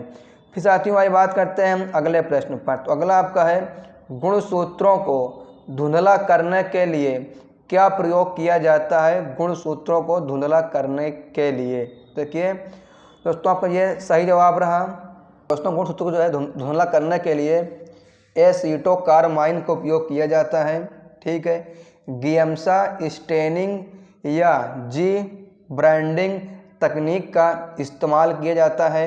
यह एक साइट्रोजेनेटिक प्रक्रिया है। इसमें गुणसूत्रों को धुंधला करने के लिए कैरियोटाइप तैयार किया जाता है। क्या कैरियोटाइप जो है तैयार किया जाता है गुणसूत्रों को धुंधला करने के लिए। फिर आइए बात करते हैं दोस्तों क्या है, हम अगले प्रश्न पर देखते हैं अगला। तो अगला आपको जो प्रश्न पूछा था, ट्रैक एंड फील्ड में वाटर जंप किस इवेंट के तहत होता है। तो स्टीपल चेंज इवेंट, ठीक है। स्टीपल चेंज इवेंट के तहत जो इसको किया जाता है। Option number steeple change event जो इसका सही जवाब है। फिर दोस्तों आपको जो अगला प्रश्न पूछा था, अगर कोई अपराधी व्यक्ति अपना केस जल्दी से जल्दी करवाना चाहता है तो वह किस मौलिक अधिकार का प्रयोग करता है? Right to life and personal liberty, यानी अनुच्छेद 21 के तहत इसको किया गया है जीवन और व्यक्तिगत स्वतंत्रता का अधिकार, जो आपका अनुच्छेद 21 में है। ठीक है, यह अनुच्छेद जीवन, व्यक्तिगत और आज़ादी की सुरक्षा का अधिकार देता है। इसके मुताबिक देखिए, इसके मुताबिक किसी भी व्यक्ति को कानून द्वारा तय प्रक्रिया के बिना उसके जीवन या आज़ादी से वंचित नहीं किया जा सकता। ठीक है, फिर बात करें दोस्तों हम अनुच्छेद अगर 22 के बारे में बात करें। देखिए अनुच्छेद जो 22 है, गिरफ्तारी के मामले में गिरफ्तार व्यक्ति को तुरंत गिरफ्तारी के कारणों की जानकारी दी जानी चाहिए। इसके अलावा उसे अपनी पसंद के वकील से सलाह लेने और सुरक्षा कराने का भी अधिकार है। यानी कोई व्यक्ति गिरफ्तार कर लिया जाता है, आपको बताना चाहिए कि आपके लिए उसने उसको जो मतलब किस लिए गिरफ्तार किया है, और जो आपको दोस्तों है अपने मनपसंद के वकील से भी सलाह और सुरक्षा का प्रावधान भी कर सकता है। आपको जो है आर्टिकल 22 में बताया गया है। फिर दोस्तों आपका एक आया था, मच्छर के बारे में कौन सा कथन जो है सही दिया गया है? देखिए कह रहे मच्छर मलेरिया काटने से होता है। मच्छर के काटने से कई तरह की बीमारियां हो सकती हैं, जैसे कि डेंगू, चिकनगुनिया और मलेरिया। ठीक है दोस्तों, ये आपको जो है दिया था, इसमें हम आपको बता दिए कि मच्छर काटने से कौन सी बीमारी होती है। ठीक है, तो फिर दोस्तों आइए बात करते हैं क्या अगले प्रश्न पर। देखते हैं अगला। तो देखिए अगला आपका है, which of the following is a private sector company. ठीक है, यानी बताना इसमें कौन सी जो कंपनी है। देखिए बात करते हैं हिंदी के बारे में, तो निम्नलिखित में से कौन निजी क्षेत्र की कंपनी है? स्टील है, भील है और टाटा है। तो इसका सही जवाब जो है स्टील आपका हो जाएगा। ठीक है, सही जवाब क्या आपका स्टील हो जाएगा। फिर देखिए कह रहे हैं Tata steel as a private sector company while, यानी जबकि सेल एंड व्हील आर पब्लिक सेक्टर कंपनीज। यानी कहने का मतलब आपका यही है कि टाटा स्टील एक ठीक है निजी क्षेत्र की कंपनी है, जबकि सेल और व्हील सार्वजनिक क्षेत्र की कंपनियां हैं। दोस्तों आपको समझ में आ गया उम्मीद करते हैं। ठीक है, तो फिर दोस्तों बात करते हैं अगले प्रश्न पर। तो देखिए अगला प्रश्न पूछा था, किसने all India forward block party की स्थापना की थी? तो इसकी स्थापना सुभाष चंद्र बोस ने वर्ष 1939 में की थी। पार्टी की स्थापना कलकत्ता में हुई थी। जो पार्टी की स्थापना है वो कलकत्ता में हुई थी। आज पूछ सकता है कि स्थापना कहाँ हुई थी, कब हुई थी। हाँ, जो संपूर्ण जानकारी दे दिया है। फिर है आंध्र प्रदेश के अराकू घाटी में कौन सा नृत्य किया जाता है? तो जो आपका धीमसा, देखिए धीमसा जो है इसका सही जवाब हो जाएगा। देखते हैं, धीमसा अराकू घाटी के आदिवासियों का लोक नृत्य है। यह नृत्य है, यह नृत्य विशाखापत्तनम का आधिकारिक नृत्य है। यह नृत्य आंध्र प्रदेश की पोरजा जनजाति करती है। ठीक है दोस्तों, कौन करती है? पोरजा जनजाति करती है इस नृत्य को। कौन सा? धीमसा। फिर देखते दोस्तों हम अगला। तो अगला प्रश्न आपको जो है सन 1858 में परमाणु मॉडल का प्रथम मॉडल किसने प्रस्तुत किया था? तो जो आपका जे थॉमसन जो है इसका सही जवाब हो जाएगा दोस्तों। ठीक है, जे थॉमसन। आइए बात करते हैं इसमें हम कुछ महत्वपूर्ण पॉइंट के बाद। देखिए कह रहे हैं सर जे थॉमसन ने परमाणु का प्रथम मॉडल प्रतिपादित किया, जिसे प्लम पुंडिगा मॉडल कहते हैं। इस मॉडल के अनुसार परमाणु का धनात्मक आवेश परमाणु के संपूर्ण आयतन में एक समान रूप से वितरित होता है तथा ऋणात्मक रूप से आवेशित इलेक्ट्रॉन तरबूज में बीजों के समान इसमें फंसे होते हैं। ठीक है, जो ऋणात्मक का होते हैं वो क्या आप लोग तरबूज देखा हो, उसमें जो काला का दाना होता है ना, उसी प्रकार जो इसमें फंसे होते हैं। उन्होंने ये बात को जो है बताया था। तो इसी कारण जो है इनका वो जो है आपका ये मॉडल जो है नहीं सक्सेस हो पाया। फिर आपका है आई गोट कर्मयोगी संबंधित से एक प्रश्न था। तो भाई बात करते हैं हम आई गोट कर्मयोगी के बारे में। देखिए आई गोट बोल लीजिए या IGOT कर्मयोगी प्लेटफॉर्म एक व्यापक ऑनलाइन प्रशिक्षण कार्यक्रम के माध्यम से सिविल सेवकों की क्षमता को बढ़ाने के उद्देश्य से भारत सरकार द्वारा एक पहल है। किसकी है? भारत सरकार द्वारा एक पहल है UPSC के एस्पिरेंट्स के लिए, ठीक, उनको जो है योग्यता को बढ़ाने के लिए। अंग्रेजों द्वारा किस किस अधिनियम के, ये देखिए क्या है, कह रहा है अंग्रेजों द्वारा किस किस अधिनियम के द्वारा ट्रिब्यूनल, ठीक है, ट्रिब्यूनल में होने वाली हड़ताल पर रोक लगाई गई थी। तो आपका एक ये है ड्राफ्ट हार्टले अधिनियम, ठीक है, देखते हैं ड्राफ्ट, देखिए ड्राफ्ट हार्टले अधिनियम के तहत हड़ताल पर रोक लगाई गई थी।